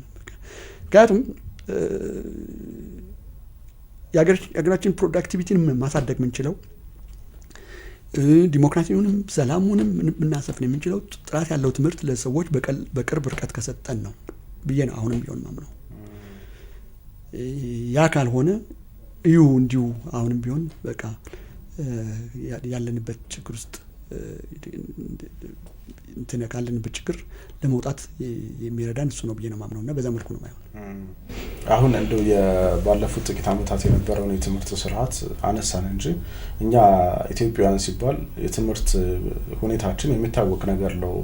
አሁን ዘመናዊና ተቋማዊ በሆነ መልኩ ብቻ ሳይሆን ከጥንት ጀምሮ ትምህርት በተለያየ መልኩ ኢትዮጵያውያን ጋር አብሮ የኖረ በታሪካችንም ያለ የራሳችንን ፊደል የቀረጸን ህዝቦች ነን እና ትምህርትና ኢትዮጵያዊነት በዛ ልክ የሚታይ ነገር ሆኖ ያለ ግን ደግሞ በትምህርት እንግዲህ ከጥንት እንደመጀመራችን ከኛ ከታሪካችን ጋር ትምህርት የተሳሰረ እንደመሆኑ መጣን ማግኘት ያለብንን መጠቀም ያለብንን ከትምህርት ማግኘት ያለብንን ነገር አግኝተናል ብሎ ያስባሉ ወይስ እንደው ደግሞ ይህ ካልሆነስ ምንድነው ተግዳሮት ሆኖብን የቆየው? እንግዲህ ምንድነው የሆነው? ትምህርት እንግዲህ በተለያዩ ስርዓቶች ያው ቀስ ያለ ያደገ ነገር ነው እንዳልከው ከመጀመሪያ ከአብነት ትምህርት ቤቶች ከዛ ጀምሮ ደግሞ ቀስ ያሉ በአፄ ምኒልክ ጊዜ የተጀመረው ዘመናዊ ትምህርት ቤት ከዛ ያለ አፄ ኃይለ ሥላሴም እንደዚሁ ለማስፋፋት ብዙ ሞክረዋል። በደርግ ጊዜም እንደዚሁ መሰረተ ትምህርትም ራሱ ትልቅ አስተዋጽኦ አድርጓል። ምክንያቱም መሰረተ ትምህርት አንደኛ ሰውም ራሱ በአብዛኛው ገበሬው የገጠሩ ህብረተሰብ የሆነ አንድ ፊደል እንኳን እንዲያውቁ ተደርጓል። እንደገና ደግሞ በዛ ተነሳስተው እዛ መሰረተ ትምህርት ከጀመሩ በኋላ ወደ መደበኛ ትምህርት ገብተውም ብዙ የደረሱ ሰዎች ሁሉ አሉና እሱም የደርግ ዘመንም ብሏል። ከዛ በኋላ በኢህአዴግ ጊዜ የሆነው ምንድነው ትኩረት ሞሮፍ ተደራሽነት ላይ ሆነ። ጥሩ ነው ተደራሽነት እንዲኖር ማድረግ ጥሩ ነው። ግን ምን ተረሳ? ጥራቱ ነው የተረሳው። ጥራቱ ተረሳ እና በዛ የተነሳ የተፈጠረውን ነገር አይ ቲንክ አሁን በቀላሉ ማይስተካከል አይ ቲንክ ያየን ያለ ነው። አሁን በቀላሉ ማለት አሁንም ያው ትምህርት ሚኒስቴር የሚችለው ያርገል ነው። ግን ብዙ ነገር ኦሬዲ እንት ብሏል። እዛ ውስጡ ላይ ወፍጮ ውስጥ ራሱ የገባውን አስተካክለ ለመመለስ አሁን ከላይም ከታችም እናመርተው አለ አይደለ? ከታች የሚመጡ ተማሪዎችም እኛም ከዩኒቨርሲቲ እናመርታቸው አለ አይደለ? ሁለቱም እንዲህ ውሃ ቅዳ ውሃ መልስ አይነት ሆኖ በዛ እንትን ውስጥ ነው ያለነው፣ ተግዳሮት ውስጥ ነው ያለነው እና ያ አይ ቲንክ ችግር የፈጠረ ይመስለኛል። የፖሊሲዎችም ደግሞ በደንብ ያልተጠኑ ፖሊሲዎች መውጣት፣ ከምንም በላይ ደግሞ መምህራን በሁሉም ደረጃ ላይ ያሉ መምህራን ተነሳሽነት የለም እና መምህራን ጥቅም ሞቲቬሽኑ ገንዘቡ አለ አይደለ? ጥሩ እኔ ሁሉ ጊዜ የምናገረው ምንድነው እኛን በዛን ጊዜ ሰው ያደረጉን መምህራን ናቸው ነው ብዬ ነው ማስበው። ማለት ከልባቸው ይቆረቁሩ ነበር፣ አቅማቸውም ጥሩ ነበር። እንዳሁኑ እንዲያውም ማስተርስ ዲግሪ ያላቸው አይደለም ብዙዎቹ። አንዳንዶቹ አንድ አመት የመምህራን ማሰልጠኛ የሰለጠኑ ወይም ድጎማ የሚባሉ ወይም ከዩኒቨርሲቲዎች ጥለው ይወጡ ማለት ተባረው ሳይሆን ጥለው ወጥተው ገንዘብ ለማግኘት ይወጡ ያቋረጡ ድሮፕ እንደዚህ አይነት ነው። ግን እንደዛም ሆኖ አቅማቸው በጣም ጥሩ ናቸው፣ በጣም ያነበቡ። ግን ከምንም በላይ ደግሞ በደንብ እንትን ይቆረቆሩ ነበር ላለለ ሰው እኛን ሰው ለማድረግ ከልባቸው እንትን ይሄዱ ነበር እና ስለዚህ እነሱ የሚገባቸውን እንክብካቤ አሁን ያ ነገር እንደገና ደግሞ እኛ እንደ ሞዴል ምን ቆጥራቸው እነሱ ነበር እንደ ሞዴል የምንቆጥራቸው መምህራን ናቸው። ለእኛ ሮል ሞዴሎች ከፊት የምናያቸው አርአያዎች እነሱ ናቸው። ንጹህ ለብሰው ጥሩ ኑሮ ኑረው የምናያቸው እነሱን ነው። ስለዚህ በብዙ መልኩ ያ ነገር አሁን የለም እና እኔ አስተማሪ ሙያውን የሚያከብርበት ህብረተሰቡም አስተማሪ የሚያከብርበት እንትን ላይ አይደለንም አሁን ያለ ነው። ሁለቱም ነው። አስተማሪነት አሁን በተቻለ መጠን በቃ ሁሉ ነገር ካለ ነው እንጂ አስተማሪነት የሚፈልግ ሰው የለም አይደለም። በቃ ሁሉ ነገር ካጣ ብቻ ነው አስተማሪነት የሚገባው። ህብረተሰቡ ማለት ሙያው ራሱ መምህሩም ሙያውን አያከብርም ማለት ነው። በግድ ነው የሚሰራው። ህብረተሰቡ መምህርን ያኔ የሚሰጠውን አይነት ክብር የለም። ስለዚህ ምንድነው ያ ያመጣው ጣጣ እንትን ነው። ስለዚህ አስተማሪን ደግሞ ብቃት ያለው አስተማሪ ሳይኖረን ሞቲቬትድ የሆነ አስተማሪ ሳይኖር ራሱ መኖር የሚችል ደግሞ ራሱን መኖር ቤተሰቡን ራሱን ማኖር የሚችል አስተማሪ ሳይኖር ጥሩ ተማሪ ለማውጣት ብዙም ባልዋለበት ቁበት ለቀማ ነው የሚባለው እንደዛ አይነት ነው የሚሆነው እና በዛ መልኩ ብዙ ነገሮቹ የትምህርት ስርዓቱ ተጎድቶ ከትምህርት ማግኘት ያለብንን ያገኘናል። ተደራሽነቱ ጥሩ ነው። አሁን ያንን መንግስት ያንን የኢህአዴግን መንግስት ተደራሽነት ጥሩ ነው፣ ጥሩ ሰርተዋል። ግን ጎን ለጎን ግን እንትን አለና ብዙ ነገር ተበላሸ። ጎን ለጎኑ ጥራቱ ላይ ትንሽ ተረሳና ብዙ ነገር ተበላሸ። አሁን ያንን ለማስተካከል ብዙ ጊዜ ይወስዳል። ምክንያቱም ከላይም ከታችም ነው ያለው። በርካታ ስራ ያስፈልጋል። በጣም ብዙ ጊዜ ይወስዳል። ግን መምህራን ላይ አሁንም ቢሆን ትኩረት መሰደረግ አለበት። የመምህራን ብቃት ላይ መስራት አለበት። እዚህ ላይ ግን የሚነሳው አንድ ሀሳብ ምንድን ነው? ብዙ ጊዜ የትምህርት ስርዓታችን ከውጭ የተቀዳ ነው፣ አገር በቀል አይደለም፣ እኛን ኢትዮጵያውያንን አይመስልም። እንደው ከውጭ ስናመጣው ኢትዮጵያን በሚመስል መልኩ ሳይሆን እንደወረደ ማምጣታችን ለችግር ዳርጎናል የሚሉ ወገኖችም ስላሉ እዚህ ስለምን ይላሉ? እንግዲህ እዚህ ላይ ምንድነው መሰለ አክቹአሊ አይዞሌትድ የሆነ የትምህርት ስርዓት ሊኖረን አይችልም። ትክክል ነው፣ የተወሰነ ነገር አለው። ግን ደግሞ አይዞሌትድ የሆነ የትምህርት ስርዓትም ሊኖረን አይችልም። ዓለም አሁን በተለይ በአሁኑ ሰዓት ዓለም በጣም ኢንተርኮኔክትድ ነች እና የተወሰነ ነገር አለው። በትምህርት ስርዓቱ ላይ ብቻ ሳይሆን በሁሉም ነገር ላይ ነው ማለት ከውጪ ብዙ ነገር ነው የቀዳ ነው አይደል? በግብር ማለት ብዙ ነገር የራሳችንን በግብርናው ላይ ያለንን፣ በግጭት አፈታት ላይ ያለንን፣ በሕክምናው ላይ ያለንን የራሳችንን ሀገር በቀል እውቀት በደንብ አድርገን አዋህደን ከሌላው ዘመናዊ ጋር አድርገናል ወይ የሚለው ነገር ጥያቄ ውስጥ የሚገባ ነገር ነው። አሁን አንድ እንቅስቃሴ አለ። ለምሳሌ ይሄ በእንግሊዝኛው ዲኮሎናይዚንግ ኤጁኬሽን፣ ዲኮሎናይዚንግ ሪሰርች የሚል ነገር አለ። ማለት ሪሰርችን ከቅኝ አገዛዝ ማውጣት አለብን። ምክንያቱም ቅኝ ግዛቱ አልፏል፣ ብዙ ዓመት ሆነ። ግን ስቲል ሪሰርቹ ወይም ጥናትና ምርምሩ ትምህርቱ ስቲል በቅኝ ግዛት ውስጥ ነው ያለው እና ዲኮሎናይዚንግ የሚባል ሙቭመንት አሁን እንቅስቃሴ አለ። በጣም ራሳቸው ምዕራባውያንም ጭምር ናቸው እዚህ እንቅስቃሴ ውስጥ ያሉት። ግን ወደ ተግባሩ ስንመጣ ግን ቀላል አይደለም። ለምሳሌ በሪሰርቹ ብንወስድ፣ በዩኒቨርሲቲ አካባቢ ስንወስድ ዲኮሎናይዝ ስናደርግ የራሳችን በጀት የራሳችን ገንዘብ ኑሮን ሪሰርች መስራት መቻል አለብን። የራሳችን አጀንዳ ቀርጸን ሪሰርች ጥናት መስራት መቻል አለብን። ያ በሌለበት ሁኔታ ገንዘብ ከውጭ እየመጣ ተማሪዎችን የምናስተምርበት ጥናት የምንሰራበት ሁኔታ ባለበት ሁኔታ እንዴት ተደርጎ ነው ከዛ ውስጥ መውጣት የሚቻለው? ምክንያቱም አጀንዳ አላቸው። ሁልጊዜም ቢሆን እነዛ የውጭ ገንዘቡን የሚሰጡ ሰዎች የራሳቸው አጀንዳ አላቸው።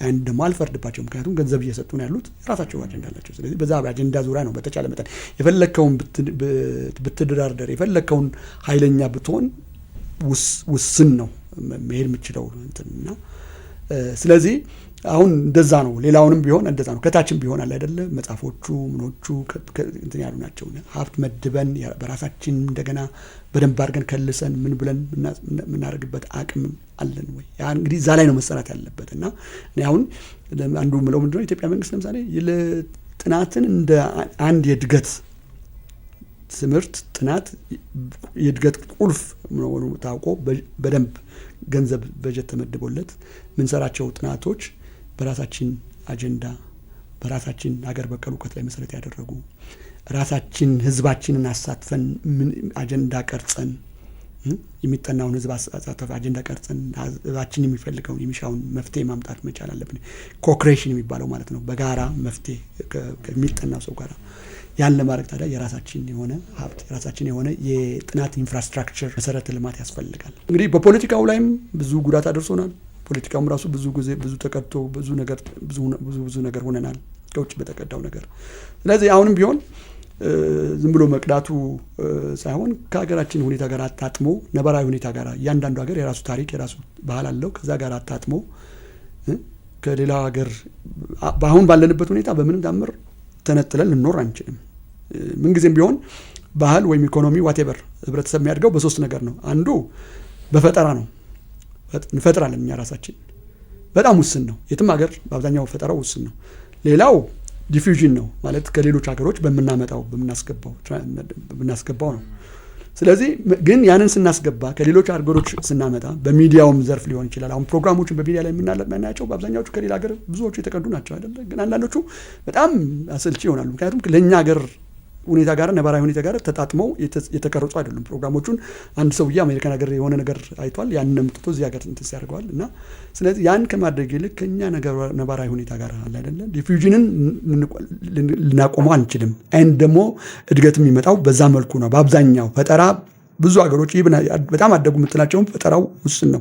በአብዛኛው ግን ከአንዱ ይመጣል። ያንን ግን ታዲያ ትልቁ ነገር ያንን ግን ምንድነው አዳፕት የማድረግ ነገር ላይ ነው አሁን ትልቁ ነገር። እንዴት አድርገን ነው ከኛ ነባራዊ ሁኔታ ጋር አጣጥመን ለእኛ ሀገር በሚመች መልኩ ማድረግ ያለብን የሚለው ላይ ነው ትልቁ ጥያቄ መሆን ያለበት። ግን እንደዚህ አይነት እውቀቶችን ስናመጣ እንደወረደ ስናመጣቸው እኛ ሀገር ላይ መጥተው ስንሞክራቸው የሚሳኩ አይደሉምና ይሄ እንደው በታሪካችንም ውስጥ አይተነዋል። ለምሳሌ አሁን የኢትዮጵያ ችግር ብዙ ጊዜ መነሻ ተደርጎ የሚወሰደው 1960ዎቹ ላይ የነበረ ክስተት ነው።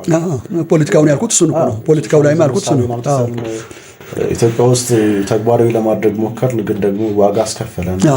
እንደው ይሄንን ምናልባት ትንሽ ነገር ካሉ እሱን እኮ ነው ፖለቲካው ላይ ያልኩት። እኔ ዝርዝር መሄድ ስላልፈለኩ ነው። ምክንያቱም ብዙ የተባለለት ስለሆነ ነው ማለት ገብተዋል።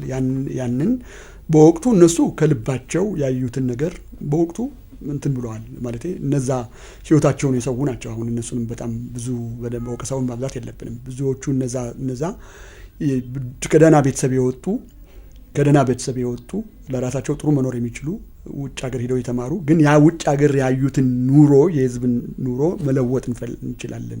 ፊውዳሊዝምን በጣም በቃ በፊውዳሊዝም ዲስጋስትድ የሆኑ ማለት ይሄ ልዩነቱ አለ አይደለ ገባሩና በእንትኑ መካከል ያልሆኑ እና የእውነት ከልባቸው ህይወታቸውን መስዋዕት ያደርጉ ናቸው። ግን ምንድነው ያንን ነገር ነው ያልኩ እኮ ለእኛ ይሆን ነበር ወይ ያ ትክክል ነው ወይ የሚለውን ነገር ግን የሆነ ቦታ ላይ ትንሽ ክፍተት ያለ ይመስለኛል። እና በዛ መልኩ ሆነ ያ መስመር የሳት ነው ዛሬ ነው በቃ እንደ ሀገር አይ ቲንክ መስመር የሳት ነው ዛሬ ነው መስመር ሳት ነው። ከዛ በኋላ ያለው ሁኔታ ሁሉ ያው አሁን ያለንበት ሁኔታ ላይ ያለው ነውና ጥንቃቄ ያስፈልጋል። ዲሞክራሲም ራሱ ጥሩ ነገር ነው። ዲሞክራሲ አሁን ሁሉም ያው በቃ ምንድነው የሚባለው ካፍ ባለው በጣም ኦቶሪታሪያን የሚባሉት ወይም በጣም ኦፕሬስ ነው ጨቋኞችም በቃ ዲሞክራሲን ሁሉ የሚጠሩ ነው። ግን ዲሞክራሲን ራሱ በምን መልኩ ነው ለያገሩ ክራፍት መደረግ ያለበት በእኛ በሚመቸው መልኩ የሚለው ነገር በደንብ መታሰብ ያለበት ነገር ነውና እዛ ላይ እንትን ብሏልና ያንን የ60ዎቹን ትውልድ ከልባቸው ለውጥ ለማምጣት ለህዝባችን በጣም እንትን ለማለት ፈለጉ። ግን ሰከንድ ብለው ያላሰቡበት ምንም ያሉበት ኢቭን እሱም ሆኖ ግን ራሳቸው እርስ በርሳቸው ተስማምተው እንኳን እንዲሁ ማለት ያንንም እኮ በሰላም ቢያስገዱት ኖሮ እኮ የተሻለ ነገር ነበረ። ግን ብቻ እንግዲህ እሱ ወደ ሌላ ዲስከሽን ውስጥ ያስገባልና እንዳልከው ምንጊዜም ቢሆን የምናደርጋቸው ነገሮች ጥንቃቄ ይፈልጋሉ። ግን ካለም ደግሞ ተነጥለን ልንኖር አንችልም። አገር በቀል ብቻ ብለን ልንኖር አንችልም። ስለዚህ ተጠንተው የአገር በቀል እውቀቶች ወይም ተጠንተው ወደ ከዘመናዊው ጋር እንዴት ነው የሚዋሩት፣ የሚጣጣሙት፣ የሚለወጡት መለወጥ ያለባቸው አገር በቀል እውቀቶች አሉ። እዛው ላይ መሰረቱን ይዘው እንዳያዙ እዛ ላይ ብዙ መሰረት አለበት። ስለዚህ እንደው ምንም እውቀት ከየትም አንስተን ስናመጣ ሀገራችን ውስጥ ያለውን አውዱን ማህበረሰቡን መረዳት አለበት። ኮንቴክስቹዋላይዝ ማድረግ ማጣጣም በደንብ ያስፈልጋል። በዛ አውድ መታየት አለበት ነው ዋናው መልእክት። እንግዲህ እርስዎ ቅድም ስናነሳ እንደነበረው በተለያዩ የዓለማችን ሀገራት ተዘዋውረው የማየት የመስራት እድልን አግኝተዋልና ከዛ አንጻር እንደው ለየት ያለ ያዩት እሴት ይሄ ለኢትዮጵያውያን ቢሆን ብሎ የተመኙት ነገር አለ? አዎ በጣም ምናልባትም እኮ አንዳንድ እንድሰራ የሚያደርገኝ እኮ እሱ ነው እኮ ማለት ሰው ማለት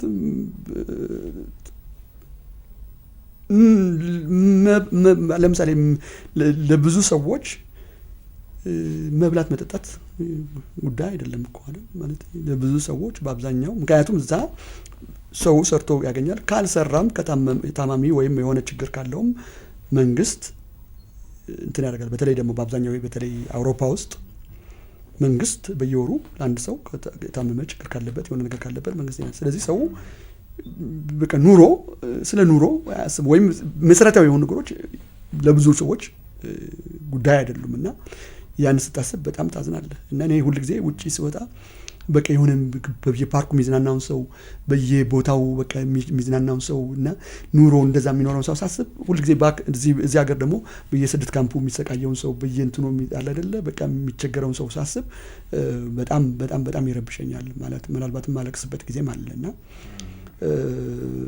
ሌላው ይሄ ገበላይነት አለ አውሮፓን አሁን ስንወስድ የህግ በላይነት በጣም አለ ሰዎች ተጠያቂ ማለት ባለስልጣናትን በጣም ተጠያቂነት አላቸው አንድ ነገር ስህተት ከሰሩ ቶሎ ብለው ስራ እንዲለቁ ይለቃሉ ስህተታቸውን ያደርጋሉ የህግ በላይነት አለ ሁሉም ሰው በህግ ፊት ኢቭን ከዚህ የሄደውም ኢቭን ምናልባትም መኖሪያ ፈቃድም የሌለውም ሰው ብዛ አትሊስት በሰውነቱ በስነ በቃ እንትን ተደርጎ አለ አይደል ሰው በመሆኑ በትክክል ማግኘት ያለበትን ነገር አግኝቶ እዛ ሀገር ህጋዊ እንኳን ባይሆን ጉዳዩ የታየለት የጥገኝነት ጥያቄው የታየለት ተከብሮለት ይኖራል ያንን ስታይ በጣም ትቀናለህ ሌላው መተማመን ሲባል አንደኛ ህዝቡ እርስ በርሱ ያለው መተማመን አንተ አንድ ነገር ለምሳሌ በቃ ይዘህ አንድ ነገር ስትሄድ ሰው እሱ ብርሃኑ እንዲህ ዋሽቶ ነው እንዲህ ነው ብሎ ብዙ አያስቡም ምክንያቱም ብዙ አልተለመደም እና እርስ በርስ ይተማመን መንግስት ከህዝቡ ጋር ያለው በሁለቱ መካከልም ያለው በተወሰነ ሌቨል እንግዲህ አሁን ያ ማለት ሁሉም ሰው 100% ያለው ግን በተወሰነ ሌቨል መንግስትም ለዜጎቹን ሀሳብ ይቀበላል ይቆረቆራል ዜጎችን ይጠብቃል ህዝቡም መንግስትን በዛው ልክ አለ አይደል ለመንግስታቸው በዛው ልክ እንትን ያለ በርስ ያለ መተማመን ይሄ መተማመን ለኔ ትልቅ እንትን ነው ያስባል ማለት ትራስት የሚባለው ማለት በእንግሊዝኛውና በጣም ትልቅ ነገር ነው ትልቅ ኢንፍራስትራክቸር ነው ለኔ ማለት ድብቅ የሆነ ኢንፍራስትራክቸር ነው መተማመን የሌለበት ህዝብ እርስ በርሱ መንግስትና ህዝብም ለኔ በቃ እንደንትን ነው ምንድነው ልክ መሰረት የሌለው ትልቅ ህንጻ እንደመገንባት አይነት ነገር ነውና በጣም ትልቅ ነገር ነው ለብዙ ነገር ለምንሰራው ነገር ወሳኝ ነገር መሰረት ነው እና ያ ነገር ያስቀናኛል ይሄንን ደግሞ ራሴ ያዩዋቸው ነገሮች አሉ አይደል እዛ ስኖር እንዴት አለ አይደል አንድ የሆነ ነገር ስትሄድ ሰዎቹ እሱ እንዲህ አስቦ ነው ብሎ አያስቡም በቃ የምትናገረው ነገርም እውነት ነው የምታደርጋቸው ነገሮች በአብዛኛው ይሄ ማለት እዛ ውስጥ ቀጣፊ የለም ሌባ የለም አጭበርባሪ የለም እያልኩ አይደለም ግን በአብዛኛው ግን እንደዛ ነውና ይሄ ሰውን መርዳት በቃ ሃርድ ወርክ ሰርቶ ለመለወጥ የሚደረጉ ጥረቶች ሰውን ለመርዳት የሚደረጉ ነገሮች በዘር በሃይማኖት በቀለም በምንም ሳይገናኙ ሰውን ለመርዳት የሚያደርጉ ነገሮች እነዚህ በሙሉ እኔ ጥሩ እሴቶች ናቸው ከዛ ማያቸው እና ስቴብል የሆነ ስርዓት መስርተው የህግ በላይነት ኑሮ የሚኖሩ አሁን የአውሮፓ ስርዓት ከዛ በጣም ትቀናለህ እነ ሲንጋፖር እነ ኮሪያ በጣም የሰው ሀብትን በደንብ በማልማት በአጭር ጊዜ ውስጥ በመለወጣቸው ያንን በጣም ስታይ እኛ ጋርም ቢሆን ብለህ ትመኛለህ ባለፈው አመት ሩዋንዳ ብዙ ጊዜ ተመላለሻለሁ በአጋጣሚ ባለፈው አመት ብዙ አመት በፈረንጆቹ ባለፈው አመት ማለት ነው አሁን ራሱ በታሳስም ዛ ነበርኩኝና ከነሱ ደግሞ የምትማረው ከዛ ተነስተው ከዛ ችግር ከዛ አሰቃቂ ከሆነ ጭፍጨፋ ወጥተው አሁንም ችግር አለ አሁንም ብዙ ነገር አለ የጥሩ ጉድ ገቨርናንስ ምናምን ብዙ ችግር አለ ግን ስቲል ከዛ ተነስተው አገሪቷን ከአመድ አነስተው በቃ ምንም ቢሆን ምን በአሁኑ ሰዓት በአፍሪካ ውስጥ በቃ በጣም ለስብሰባ ለምናምን ተመራጭ በቃ አንደኛ ሴፍ ነው በጣም በኩል ሌሊት ራሱ በቃ ብትንቀሳቀስ ምን ብትል ምንም ማንም አይነካምና አበሾች ራሱ ዛሬ የሚነግሩኝ ቤትን ክፍት አድርገህ ብታደር ማንም የሚነካ ሰው የለም ነው የሚለው አበሾች ራሱ እዛ የሚነግሩና ከዛ ተነስተው ያንን መድረስ ምንም መማር ያለብን እና ከኛ አንዳንዱ ሀገር የምትማረው ብዙ ነገር አለ እና አንዳንዴ በፌስቡክ በተቻለ መጠን ሼር ማድረግ ሞክራለሁ እንዲህ አይነት ነገሮችን የተሰማኝን ስሜት ሼር ማድረግ ሞክራለሁ በሄድኩበት ሀገር አለ አይደል ሼር ማድረግ ሞክራለሁ ያዩትን አዎ በቃ ለኛ በተለይ ደግሞ ትምህርት ይሆናል ብዬ ማስበውን በዛው እኛ ስለምንድን ነው እንዲህ ማን አይነት ነገር ነው እነዛን ትንሽ ጠቀስ አድርግና እንደዚህ አይነት ነገሮች አሉና ብዙ ምን ማራቸው ነገሮች አሉ ከኛ ደግሞ እኛ ሀገር ስትመጣ ደግሞ ብዙ ምን እኛ ሀገር ደግሞ ሁለት ነገሮች በጣም ሁሉ ጊዜ የሚያስደምሙኝ ነገሮች አሉ አንደኛ ዓለም ቢማራቸው ቢያውቃቸው ብለው የሚያስቧቸው አዎ የኛ ህዝብ አንደኛ ወንጀል and ሙስና አሁን እንግዲህ ወይም ሌብነት አሁን እየደረስንበት ይመስለኛል እስካሁን ድረስ ግን ከብዙ ሰው ጋር መከራከረው እኛ ሀገር እንደ ችግራችንና እንደ ችግሩ ጥልቀትና ስፋት ወንጀል እኛ ሀገር ብዙ አይደለም ብዙ ሀገሮች ብትሄድ ምን እንዚህ በዝም ብለ ገብቷል እንዲ ሱቆች በክፍት የወርቅ ቤቶች ዝም ብሎ ሱቅ ከተከፍቶ ምናምን አታገኛችልም በምንም ታምር በደም ታጥሮ ምን ተብሎ በብረት እንትን ተደርጎ ምናምን ነው መኪናህን ክፍት አድርገህ መስኮትን ክፍት አድርገህ ዕቃ ከኋላ ጭነህ ብቻ ምን አለፍ እኔ አሁን ማወራ ይሄን ደግሞ ከብዙ አፍሪካ ሀገሮች ጋር ሄድኩባቸውና አንዳንድ ላቲን አሜሪካ ሀገሮች ማለት የደቡብ አፍሪካ ሀገሮችም እንደዚሁ ምናልባትም በኑሮ ከኛ የተሻሉ ናቸው ብዙዎቹ እነዚህ ማለት የድህነቱ ደረጃ ነው ብዙዎቹ ከኛ የተሻሉ ናቸው እንደዛም ሆኖ ግን ያለው ወንጀል በጣም ብዙ ነው እኛ ሀገር የለም አሁንም ቢሆን ይሄ ሁሉ ችግር እያለ ይሄ ሁሉ ነገር እያለ እኛ በሰላም ተኝተን ነው የምናድረውና እኔ ሁሉ ጊዜ ነው የምናገረው I don't take it for granted እነዚህ ነገሮችን ማለት በቃ ትልቅ ጸጋ አድርጌ ነው የምወስደው የኛ ሀገር ትልቅ ጸጋ ነው ህዝቡ በተወሰነ ደብል በቃ እንዴት ስርዓት ያለው ህዝብ እንደሆነና ሙስናም አሁን ኦልሞስት አሁን ምን ሰማው ደርሰንበታል ግን ከብዙ አፍሪካ ሀገሮች ጋር ስናስታይ ሙስና የሚባለው ይሄ እንግዲህ ያው የመንግስት ሀብት የህዝብ ሀብት መስረቅ ማለት ነው እሱም ቢሆን ደህና ነበር እስካሁን ድረስ እንደው በተለይ እስኪ እርስዎ የማህበረሰብ ሳይንስ ምሁር ነዎትና ግብረ ገብነት ስላለው ትውልድ እናውራ ግብረ ገብ ዜጋ ስንፈጥር እንደ ሀገር በኢኮኖሚም የተሻለ እንድንሆን በማህበራዊ ትስስራችንም ደግሞ ጠንካራ እንድንሆን መረዳዳት እንዲኖር በህብረት እንድንሰራ በህብረት እንድናድግ ያን አይነት አመለካከት ከመፍጠር አንፃር ግብረ ገብ ትውልድ ምን አይነት አስተዋጽኦ አለው ብለን መናገር እንችላለን አዎ አይ ትልቅ አስተዋጽኦ አለው እንዲያውም አሁን አንዱ ችግር የሆነው ሁለቱን ነገር አተንኩ ነው የተቸገርነው ማለት አቅምም ግብረ ገብነትም ሁለቱም የሚያስፈልገው ትውልድ ምንድነው አቅም ያለው በአመክኖ የሚያስብ ማለት ክህሎቱ ያለው ማለት አቅም ይሄ በትምህርት በምን የገነባ ትውልድ ያስፈልገናል ግን እሱ ብቻም ሳይሆን ደግሞ ግብረ ገብነትም ያለው ስነ ምግባር ያለው ትውልድ ያስፈልገናልና ትልቁ ችግር እሱ ነው አንዳንድ ነገሮችን ስንሰማ እኔ ግራ ይገባኛል ምክንያቱም የሆነ ሰዎች ስንባል ያለን ልዩነት ራሱ ይገርመኛል ማለት እንዴት ነው ይሄ ሊደረግ የሚችለው በሰው አእምሮ ውስጥ እንዴት ሊደረግ ይችላል እንዴት ነው ሊሆን የሚችለው የሚለው ነገር እንትን ይላል ምን ሰማቸው እንግዲህ አይ ቲንክ ምን ለማለት እንደፈለግ ገብቷል በሶሻል ሚዲያም ይሁን በዋናው ሚዲያም ይሁን በተግባርም ያየናቸው ያላቸው አንዳንድ ነገሮች እንዴት ሊሆን ይችላል ለምንድን ነው ሰው እንደዛ ሲያደርግ ማለት ቃላት ምን እናጣላት አይነት አዎ ማለት እኔ አሁን እሱን ለምሳሌ እኔ ማየት አልችልም በነገራችን እኔ እግዚአብሔር ምስክሬ ነው አላይም አልችልም አይ ካንት እንደሱ አይነት ነገሮች እኔ አሁን በወሬ ነው የምሰማው ከሰው ግን ሲዛወሩ ምናምን አላይም ምክንያቱም እኔ አልችልም ያንን አይቼ በምንም ታምር ልተኛ አልችልም ግን እኔ አሁን የምሰማው ዲስክሪፕሽኑን ነው በቃ እንዲህ ተደርጓል ነው እኔ ማየት አልችልም ግን ሌላው ሰው ግን ያደረገውም ነው ደግሞ ሌላው ደግሞ እየቀረጸውም ነው እኔ ግን ማየትም አልችልም ያንን ነገር ማየትም አልችልም ይብን ማንበብም ይከብደኛል ማለት ማንበብም ይከብደኛል አሁን ቀደም ሲል የነበረው ኢትዮጵያዊ እሴታችን አለ አይደል ኢትዮጵያዊ ባህላችን አለ ወጋችን አለ ስርዓታችን አለ አሁን እርሱም እንዳነሱት ማህበራዊ ሚዲያው ላይ የሚታየው ነገር ደግሞ እንግዲህ ይሄ ሁሉም ኢትዮጵያውያን ሁሉም ወጣቶችን ሁሉም የኢትዮጵያን ህዝብ የሚገልጽ አይደለም ግን አልፎ አልፎም ቢሆን የሚታየው ነገር እንደው መራን የለቀቀ ተብሎ ሊገለጽ የሚችል ከኢትዮጵያዊነት ባህልም ወግም ያፈነገጠ ነውና ይሄ መነሻው ምን ሊሆን ይችላል ብሎ ያስባሉ? ይሄንንስ ደግሞ እንዲፈጠር የአይነቱ ችግር እንዲከሰት የማን ክፍተት ነው? ምናልባት ኢትዮጵያ ውስጥ እንግዲህ የአማኝ ማህበረሰብ ያለበት ነው። ቤተ እምነቶችም እዚህ ላይ ያው የስብዕና ግንባታ ላይ በግንባር ቀደምነት እነሱ የሚጠቀሱ ስለሆነ እዚህ ላይ የእርሱ አስተያየት ምንድነው?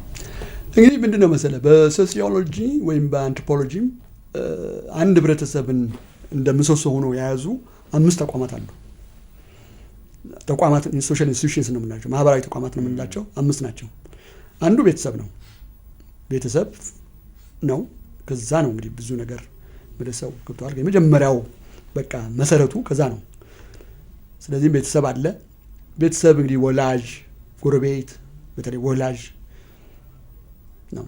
እንግዲህ አሁን ከዛ ስናይ ለልጆቹ እኛ ወላጆች ምን እያስተማርን ነው የሚለውን መጠየቅ ይኖርብናል።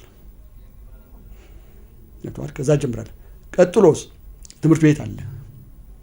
መምህራን እንዴት ናቸው? እነሱስ ቢሆን እንደዚሁ ለልጆቹ ጥሩ አሪያ ናቸው ወይ? የሚሰሩትን የሚናገሩትን ይተገብራሉ ወይ? እንዲህ አይነት ነገር መምህራን ራሱ ቅድም ያልነው ብዙ ችግር አለ እዛም አካባቢ ደግሞ እንደዚህ። ከዛ ምንድነው ወጣቱ ምንድነው ተምሮ የሚማር? ከዛ ቀጥሎ ሳይሆን ሃይማኖት ተቋም አለ። አሁን ያልከው አንተ ነው። ሃይማኖት ተቋማት እንዴት ናቸው? ያድሮ ያነበራቸው አይነት ተጽዕኖ አላቸው ወይ? የኢኮኖሚ ተቋማትስ ራሱ እንዴት ነው ፋንክሽን ያደርጋሉ? ፍትሃዊ የሆነ ሀብት ክፍፍል አለ ወይ? እንግዲህ ሌላው ተቋም የሚባለው አንዱ ሶሻል ኢንስቲትዩሽን የሚባለው ኢኮኖሚ ተቋም ነው። ፍትሃዊ ሀብት ክፍፍል አለ ወይ?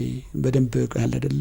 የሚሰራው ስራ እንዴት ነው ወይ የሚለው ነገር ትጠይቃለህ። ከዛ ቀጥሎ ፖለቲካው ደግሞ 5ኛው ተቋም ነው ደግሞ እንደዚሁ ፖለቲካው ራሱ አለ አይደለ? ፍትሃዊ የሆነ ስርዓት አለ ወይ? የህግ በላይነት አለ ወይ? ሁሉም ሰዎች በህግ ፊት እኩል ናቸው ወይ? እነዚህ ሁሉ ናቸው። አየህ አሁን ምንድነው የሆነው? እነዚህ ሁሉ በሂደት ሁሉም በተወሰነ ሌቨል በቃ ተሸርሽረዋል። ሁሉም ቦታቸው ላይ የሉም። ተሸርሽረዋል። ምንድነው እንግዲህ አሁን አየህ ገብቷል። ታችኛው ሰራተኛ ከላይኛው ሰራተኛ ምንድነው የሚማረው? አማኙ ከንስሐ አባቱ ወይም ምንድነው የሚማረው? ልጅ ከአባት ምንድነው የሚማረው? ሚዲያውም ራሱ እዚህ ላይ መግባት ያለበት እዛው ፖለቲካ ውስጥ መግባት ያለበት ሚዲያውስ የሚወራው ነገር እውነት ነው ወይ? የሚሰራው ነገር እውነት ነው ወይ? እንዴት ነው ሪፖርት የሚደረገው? እናንተም ሚዲያውም እናንተ ጭምር ተጠያቂ ናቸው በተወሰነ ለምን እንደሚፈጠረው ነገር እና እነዚህ ሁሉ ናቸው እና እነዚህ ቦታቸው ላይ አሉ ወይ? ከዚህ በፊት በምናውቀው ቦታቸው ላይ አሉ ወይ የሚለው ነገር ነውና ስለዚህ እንትኑ በጣም እንትን ነው ውስብስብ እንትን ያለ ነውና አሁን ኦንላይን የምናየው ችግር ራሱ ከኦፍላይን የመጣ ነው በተወሰነ አንዱም ምናልባት ኦፍላይን ያለው ነገር ቅድም ያልከውን ነገር ስርዓት ክብረ ገብነት ምናምን ወደ ኦንላይን አምጥተናል ወይ አንድ ነገር ነው። ግን ከመጀመሪያው ኦንላይን ኦፍላይን ያለው ነገር ማለት ከዛው ከሚዲያ ውጪ ወይም ከሶሻል ሚዲያ ውጪ ያለው ነገር ራሱ በሶሳይቲ ውስጥ መሬት ላይ ያለው ነገር ነው እዚህኛው ላይ ነጸብራቁ ነው ብዙ ምን። ስለዚህ ቀድሞ ነበር ነው ይሄ ሐሳብ ይሄ ተግባራችን የአይነቱ አመለካከታችን እንደው ያን አይነት አክሰስ አግኝቶ ማህበራዊ ሚዲያ ላይ ስላልወጣ ነው እንጂ ቀድሞ ከኛ ጋር ነበር በተወሰነ ሌቨል የነበረ ነው። ማህበራዊ ሚዲያው ምንድነው ሞር ሰዎችን ሞር ይሄ እንትን አደረገው። ማህበራዊ ሚዲያ ምንድነው መሰለ አንደኛ ሪዋርድ ሲስተሙ ይሄ ማህበራዊ ሚዲያ ሰዎችን እንትን የሚያደርገው ይሄ ሴንሴሽናል የሆኑ እንትኖችን በማንተን በማለት የውሸት ነገር ሰዎች ውሸት ስም ይዘው የፈለጉትን የሚያደርጉበት ሁኔታ ብዙ ነገር አመቻቸ ማህበራዊ ሚዲያ። እንደገና ደግሞ ለብዙ ሰው ተደራሽነትን በቃ እንዲያ ነገሮችን አመቻቸ። ግን ችግሮቹ ግን ክሪፕ ያደረጉ ይሄ ምንድነው የሚባለው ይሄ የዳሁ በመዳህ የመጡ እንትኖች ናቸው ገብቷል እዚህ ደረጃ ያደረሱትና አሁን እንደ ሀገር የሚስተዋሉ እዚህም እዛም የሚስተዋሉ ችግሮች አሉ። ያው እርሶም እንደሚያውቁትና ምናልባት ቅድም እርሶም እንደተጠቀሱት መነሻ አላቸው ምክንያት አላቸው የራሳቸው ግን ያው ማንም ሰው የሐሳብ ልዩነት ሊኖረው ይችላል። ይሄ ተፈጥሯዊ ነገር ነው። ሁሉም ሀገራት ላይ ሁሉም የሰው ልጆች አብረው ሲኖሩ የሐሳብ ልዩነት ይኖራልና ይሄንን የሐሳብ ልዩነት የምናስተናግድበት መንገድ ግን እሱ ነው ችግር እያመጣ ያለው። ከትናንት ስህተታችን መማር አልቻልንም። ትናንት ችግሮችን ለመፍታት የሄድንበትን መንገድ ዛሬም እየተጠቀምነው ነውና ይሄ ኋላ ቀር የሆነ መንገድ ነው በሚልም ይታቻልና ከዚህ አንፃር የእርሶ ምልከታ ምንድነው? እንግዲህ እሱም የራሱ ታሪክ አለው ታውቃለህ። ታሪካችን ምንድነው መሰለህ? በአብዛኛው ታሪካችን የሆነ የጦርነት ታሪክ አለን እና ትናንት ዋጋ ያስከፈለንን ነገር ዛሬም እየተከተለን ነው። በጣም እንዲያው እኔ መሳስበው አንዳንዴ መቼ ነው እንዲያውም አንዳንዴ ከፈጣሪ ጋር ሁሉ እሟገታለሁ። መቼ ነው እንዲያው ይሄ ነገር ከዚህ ነገር በቃን የምትለን ነው የምለው። ምክንያቱም እኔ የምለው ምንድነው መሰለህ? ለዚህ ህዝብ ይሄ ያለው ድህነቱ ይበቃዋል ባይ ነኝ። ማለት ህዝባችን እኔ ኑሮ አይደለም በአብዛኛው ነው የምለው እኔ አሁንም ቢሆን እና ያም አንሶት ደግሞ አሁን መግባት መውጣት አቅቶት ደግሞ ምንም በማያውቀው ፖለቲካ ውስጥ በአብዛኛው ማለት ምንም በማያውቀው የተወሰኑ እንትኖች አክተሮች በሚዘውሩት እንትን እና በጣም የሚያሳዝን የሆነ ሁላችንም የሆነ እንቅልፍ ማጣት ያለብን አንደኛ ጉዳዩ አሳሳቢና በጣም የሚያሳዝን የሚረብሽ ነው። ግን ደግሞ ምን መደረግ አለበት ብለንም ሁላችንም እንቅልፍ ማጣት ያለበት ጉዳይ ነውና መሆን አልነበረበትም። እኛ አሁን ለዚህች ሀገር ጦርነት አያስፈልግም ነበር። ለዚህች ሀገር እንዲህ አይነት ነገር አያስፈልግ ነበር። ለዚህ ሰው እንደነገርኩ ነው ኑሮ በአብዛኛው የዚህ ሀገር ኑሮ ለኔ ኑሮ ብዙ ኑሮ አይደለም ብዬ ነው የማስበውና በዚህ ኑሮ ላይ ደግሞ እንደገና ያችን ያለችንን ሀብትም ያለንን ሀብት ወደ ጦርነት ያለውን መሰረተ ልማት ያጠፋን ምንቀጥልበት ሁኔታ በምንም ተአምር በጣም የሚያሳዝን የሆነ ነገር መደረግ ያለበት ነገር ነውና ለዚህ ደግሞ ማን ነው ተጠያቂው? ብዙ ነው። ብዙ ተጠያቂ አለበት በዚህ ጉዳይ ላይ። ግን በዚህ ማለት የሚያሳዝነኝ ምስኪኑ ምንም የማያውቀው ገበሬው የአብዛኛው የገጠሩ ህዝብ ነው በቃ ተጎጂ የሆነው እና ባህላችን መቀየር አለበት ይመስለኛል። ማለት ውይይት ባህል ማድረግ አለበት። ችግሮችን በመዋየት መፍታት።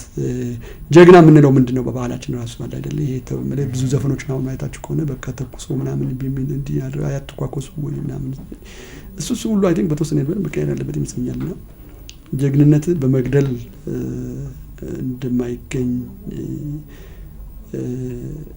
ብዙ መሰራት ያለበት በሚዲያውም በቤተሰብ ደረጃም ብዙ መሰራት ያለበት ይመስለኛልና ቅድም ስናነሳ ነበር አይደለ? በተለያዩ ሀገራት ተዘዋውረው በሰሩባቸው ሀገራት በተለይ የመንግስትና የህዝብን ትብብር በተመለከተ ሲያነሱ ነበርና እንደኛ ሀገርም እንደ ሀገር የተመቸች ለሁሉም የተስማማች ሀገር ለመፍጠር ያችን አይነት ሀገር እውን ለማድረግ የመንግስትና የህዝብ ትብብር በምን መልኩ መቀጠል በምን መልኩ መደረግ አለበት ብለው ያስባሉ? ይሄ ብዙ አዲስ ሳይንስ ወይም ብዙ አዲስ ነገር የምናገረው አይመስለኝም። ምንድነው እነዚህ የድሮ ፈላስፋዎች እነ ጆን ሎክ የሚባሉት በመንግስትና በህዝብ መካከል የማህበራዊ ኮንትራት ወይም ሶሻል ኮንትራት ያሉት ነገር አለ ታውቃለህ? ሶሻል ኮንትራት የሚሉት መንግስት እኔን ደህንነቴን ይጠብቃል። አንድ ሰው ቢደበድበኝ እኔ መልሼ መደብደብ የለብኝም። አንድ ሰው ወይም ዘመዴን ቢገልብኝ እኔ መልሼ መግደል የለብኝም። መንግስት እኔን ወክሎ እነዚህን ስራዎች ያንን ሰው ወደ ፍርድ ማቅረብ ምን ማለት ወደ ፖሊስ ጣቢያ መውሰድ ምን ማለት የመንግስት ስራ ነው የሚሆነው። ንብረቴ ህይወቴ መጠበቅ አለበት። ስለዚህ እኔ ይሄ አንዱ ከመንግስት ጋር የምፈራረመው ኮንትራት ነው ማለት ሂደን የሆነ ኮንትራት ነው በነገራችን ላይ በቃ የትም ሀገር ያለ ማለት ነው። እኔም ደግሞ እንደ ዜጋ ግብር መክፈል አለብኝ። ከመንግስት የሚጠበቅብኝ እንደ ዜጋ አለ አይደለ? አስፈላጊ ሲሆን ደግሞ ለምሳሌ አገር ብትወረር ሄዶ የመዋጋት ሉዓላዊነቷን መጠበቅ ግብር መክፈል ሌሎችም ግዴታዎች የመፈጸም ግዴታ አለብኝ። እነዚህ በጣም ቀደም ያሉ ፈላስፋዎች መንግስት ብለው ሲሉ መንግስትና ህዝብ ብለው ሲሉ የተነሱባቸው ትሎች ናቸው፣ መነሻ ሀሳቦች ናቸው። ያ መኖር አለበት። በሁለቱ መካከል ደግሞ እምነት መኖር አለበት። መንግስት የሚሰራውን ህዝቡ ሊያምን ይገባዋል ማለት ተሳታፊ መሆን አለበት። ህዝቡን ያሳተፈ ህዝቡን ያማከለ ህዝቡ ባለቤትነት የሚሰማው ስራ መሰራት አለበት። ማንኛውም ልማቶች የምንሰራው ነገር በሙሉ ህዝቡን ያማከለና ህዝቡን የሚያሳትፍ ህዝቡን በደንብ አድርጎ ህዝቡ የገዛው መሆን አለበት። ህዝቡ የገዛው መሆን አለበት። ያ ሲሆን ነው በቃ ዘላቂነት የሚኖረው። ስለዚህ ከመጀመሪያው ጀምሮ ከዲዛይን ከማድረጉ ተግባራዊ ኢምፕሊመንት በማድረጉ ሜንቴን በማድረጉ ማንኛውም እንትን ላይ ህዝቡ የኔ ነው ብሎ እኔ ነው ብሎ ሊያምንበት መሆን አለበት። እና በዛ መልኩ በሁለቱ መካከል ያለው ቅድም ያልኩ እኔ መተማመን የሚለው ነገር ለእኔ ትልቅ ነገር ነው። መተማመን ትልቅ ነገር ነው። በቃ በህዝብና ህዝብም እርስ በርሱ እንደገና ደግሞ መንግስትና ህዝብም መተማመን መኖር አለበት። አለዚያ ዝም ብሎ ይንቧይ ካብ ነው የሚሆነው። በቃ ይምን ሌላው ቀርቶ በነገራችን ላይ ልማት አሁን ለምሳሌ ብዙ ይሰራል አይደለ? ብዙ አመት ብዙ ፈሶባቸው ብዙ ጊዜ ወስዷል አይደለ? ግን ስርዓት ያለው ነገር ከሌለን ተቋማትን በደንብ ካልገነባን ባንድ እነዚህ በሙሉ በሳምንት ውስጥ ይጠፋሉ። እነዚህ ሁሉ የተገነቡት ነገሮች በሳምንት ውስጥ ለማጥፋት በጣም ብዙ ጊዜ አይወስድም። ይሄን ሁሉ አመተስ እንትን ማለት ምክንያቱም ያ ምንድነው ለላይ ፈለኩኝ በደንብ ትኩረት መስጠት ያለበት ደግሞ ጠንካራ ግለሰቦች ሳይሆን ጠንካራ ተቋማት መፍጠር መቻል አለበት። አሁን ከብዙ ሀገሮች የምናየው ይሄ ነው። አውሮፓ አሜሪካ የምናየው ምንድነው ያኛው መጣ ያመጣ ብዙ ነገሮች ሲቀየሩ አናይም። ማለት ቤዚክ ነገር አታይም። ወይም የሆነ አፈንግጦ ወደ ጦርነት ወደ ምናምን ሲሄዱም አታይም። ምንድነው ተቋማት አሉ በደንብ በቃ ስር የሰደዱ ተቋማት ነው። የህግ በላይነት የሚታመንባቸው ተቋማት አሉ። በቃ ምርጫ ተጭበርብሯል ብትል ፍትህ ተቋማት አሉ።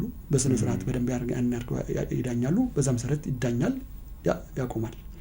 ሌላም ነገር በሆነ ብትል ተቋማት አሉ። ሂደህ በስነ ስርዓት ተበደልኩ ብትል ይሰጣል። ስለዚህ የተቋማት ግንባታ ላይ በደንብ መሰራት ያለበት ይመስለኛል። ይሄ ነው እንግዲህ አሁን በአውሮፓ ላይ የምናየው የሰለጠነው ዓለም ላይ የምናየው ምንድነው ይሄ የህግ በላይነት፣ ጠንካራ ተቋማት፣ ጠንካራ ግለሰቦች ሳይሆን ጠንካራ ተቋማት እና ያ ምን ያርፈጥራ በህዝብ እንደነገርኩ ነው። መንግስት እያንዳንዱ ዜጋ አሁን ብዙ ሀገር በአውሮፓ ሀገር እያንዳንዱ ዜጋ ለመንግስት ራሱ ዘብ ነው፣ ዘብ ጠባቂ ነው። ለመንግስት አንድ ነገር ቢደረግ ለምሳሌ ምናልባትም ስደተኛው ምናምኑ አንዳንድ ነገር ሊያደርግ ቢሞክር በጣም እያንዳንዱ ሰው በቃ ደንበኛ ዘበኛ ነው በቃ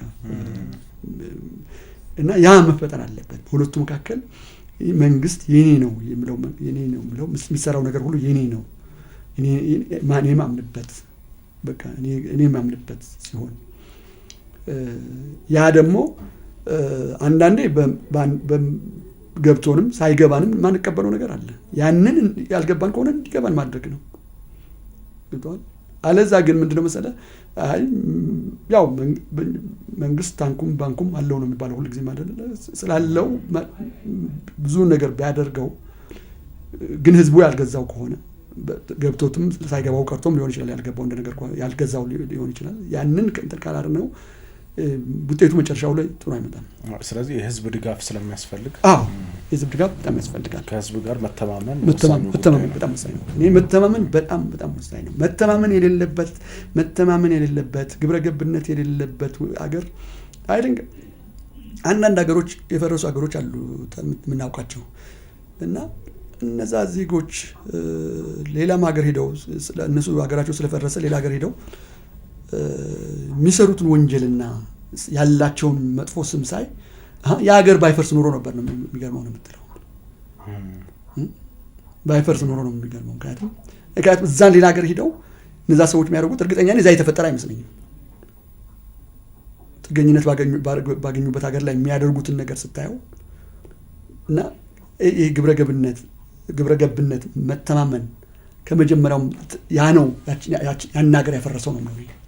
እንደው ጠንካራ ተቋማትን መፍጠር ላይ ስናነሳ አንድ ሀሳብ ብዙ ጊዜ የሚነሳው በመንግስታት መቃየር በስርዓት መቃየር ወቅት የሚመጣው ተቀይሮ የሚመጣው መንግስት ወይ ተቀያሪ ሆነው ስርዓት ከዛ ቀደም የነበረውን ነገር ሁሉ የመውቀስ አይነት አካሄድ ይከተላል። ይሄ ደግሞ ከዛ በፊት የነበረውን ነገር ሲወቅስ የተሰሩ ስራዎችንም የማፈራረስ ተቋማቱ እንደገና እንደ አዲስ የመጀመር አይነት ባህል አለንና ይሄ ጎድቶናል በሚልም ይነሳል። ምናልባት ከዚህ አንፃር ትንሽ ነገር ካሉ ይሄ እኮ ነው ቅድም ያልኩ እኮ አውሮፓ ውስጥ የፈለገው ቢመጣ ለምሳሌ ገብቷል። አሜሪካ ማይተናል፣ አውሮፓ ማይተናል። በጣም የሆነ ለየት ያሉ ሰዎች ሁሉ መጥተዋል። ግን ብዙ ነገር አይቀየርም። ምክንያቱም ተቋማት ኦልሬዲ አሉ። ስለዚህ ያን እንትን ማለት ጠንካራ ተቋማት መገንባት በጣም ወሳኝ ነው ያልኩትም ለዛ ነው።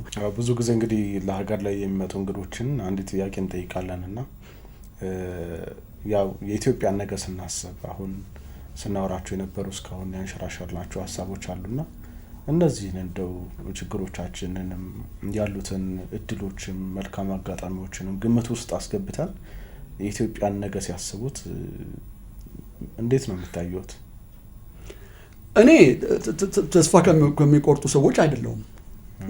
ኢትዮጵያ ተስፋ አላት ባይ ነኝ። አሁን ያለንበት ችግር በጣም አሳሳቢ ነው፣ እንቅልፍ ይነሳል። ከዚህ ግን እንወጣለን እና ተስፋ አለን። ብዙ ወጣት ፖፑሌሽን አለን። በጣም ብዙ ለገበያ ብዙ ትልቅ ፖፑሌሽን አለን።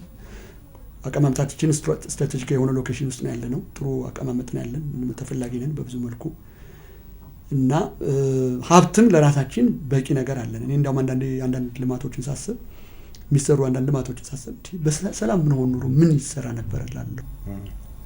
ፕሮፌሰር ጌትነት ታደለ ስለመጡ ለሀገር ዝግጅታችን ላይ እንግዳችን ስለሆኑ ለሀገር የሚጠቅሙ ሀሳቦችን ስላዋጡ እጅግ በጣም አመሰግናለሁ።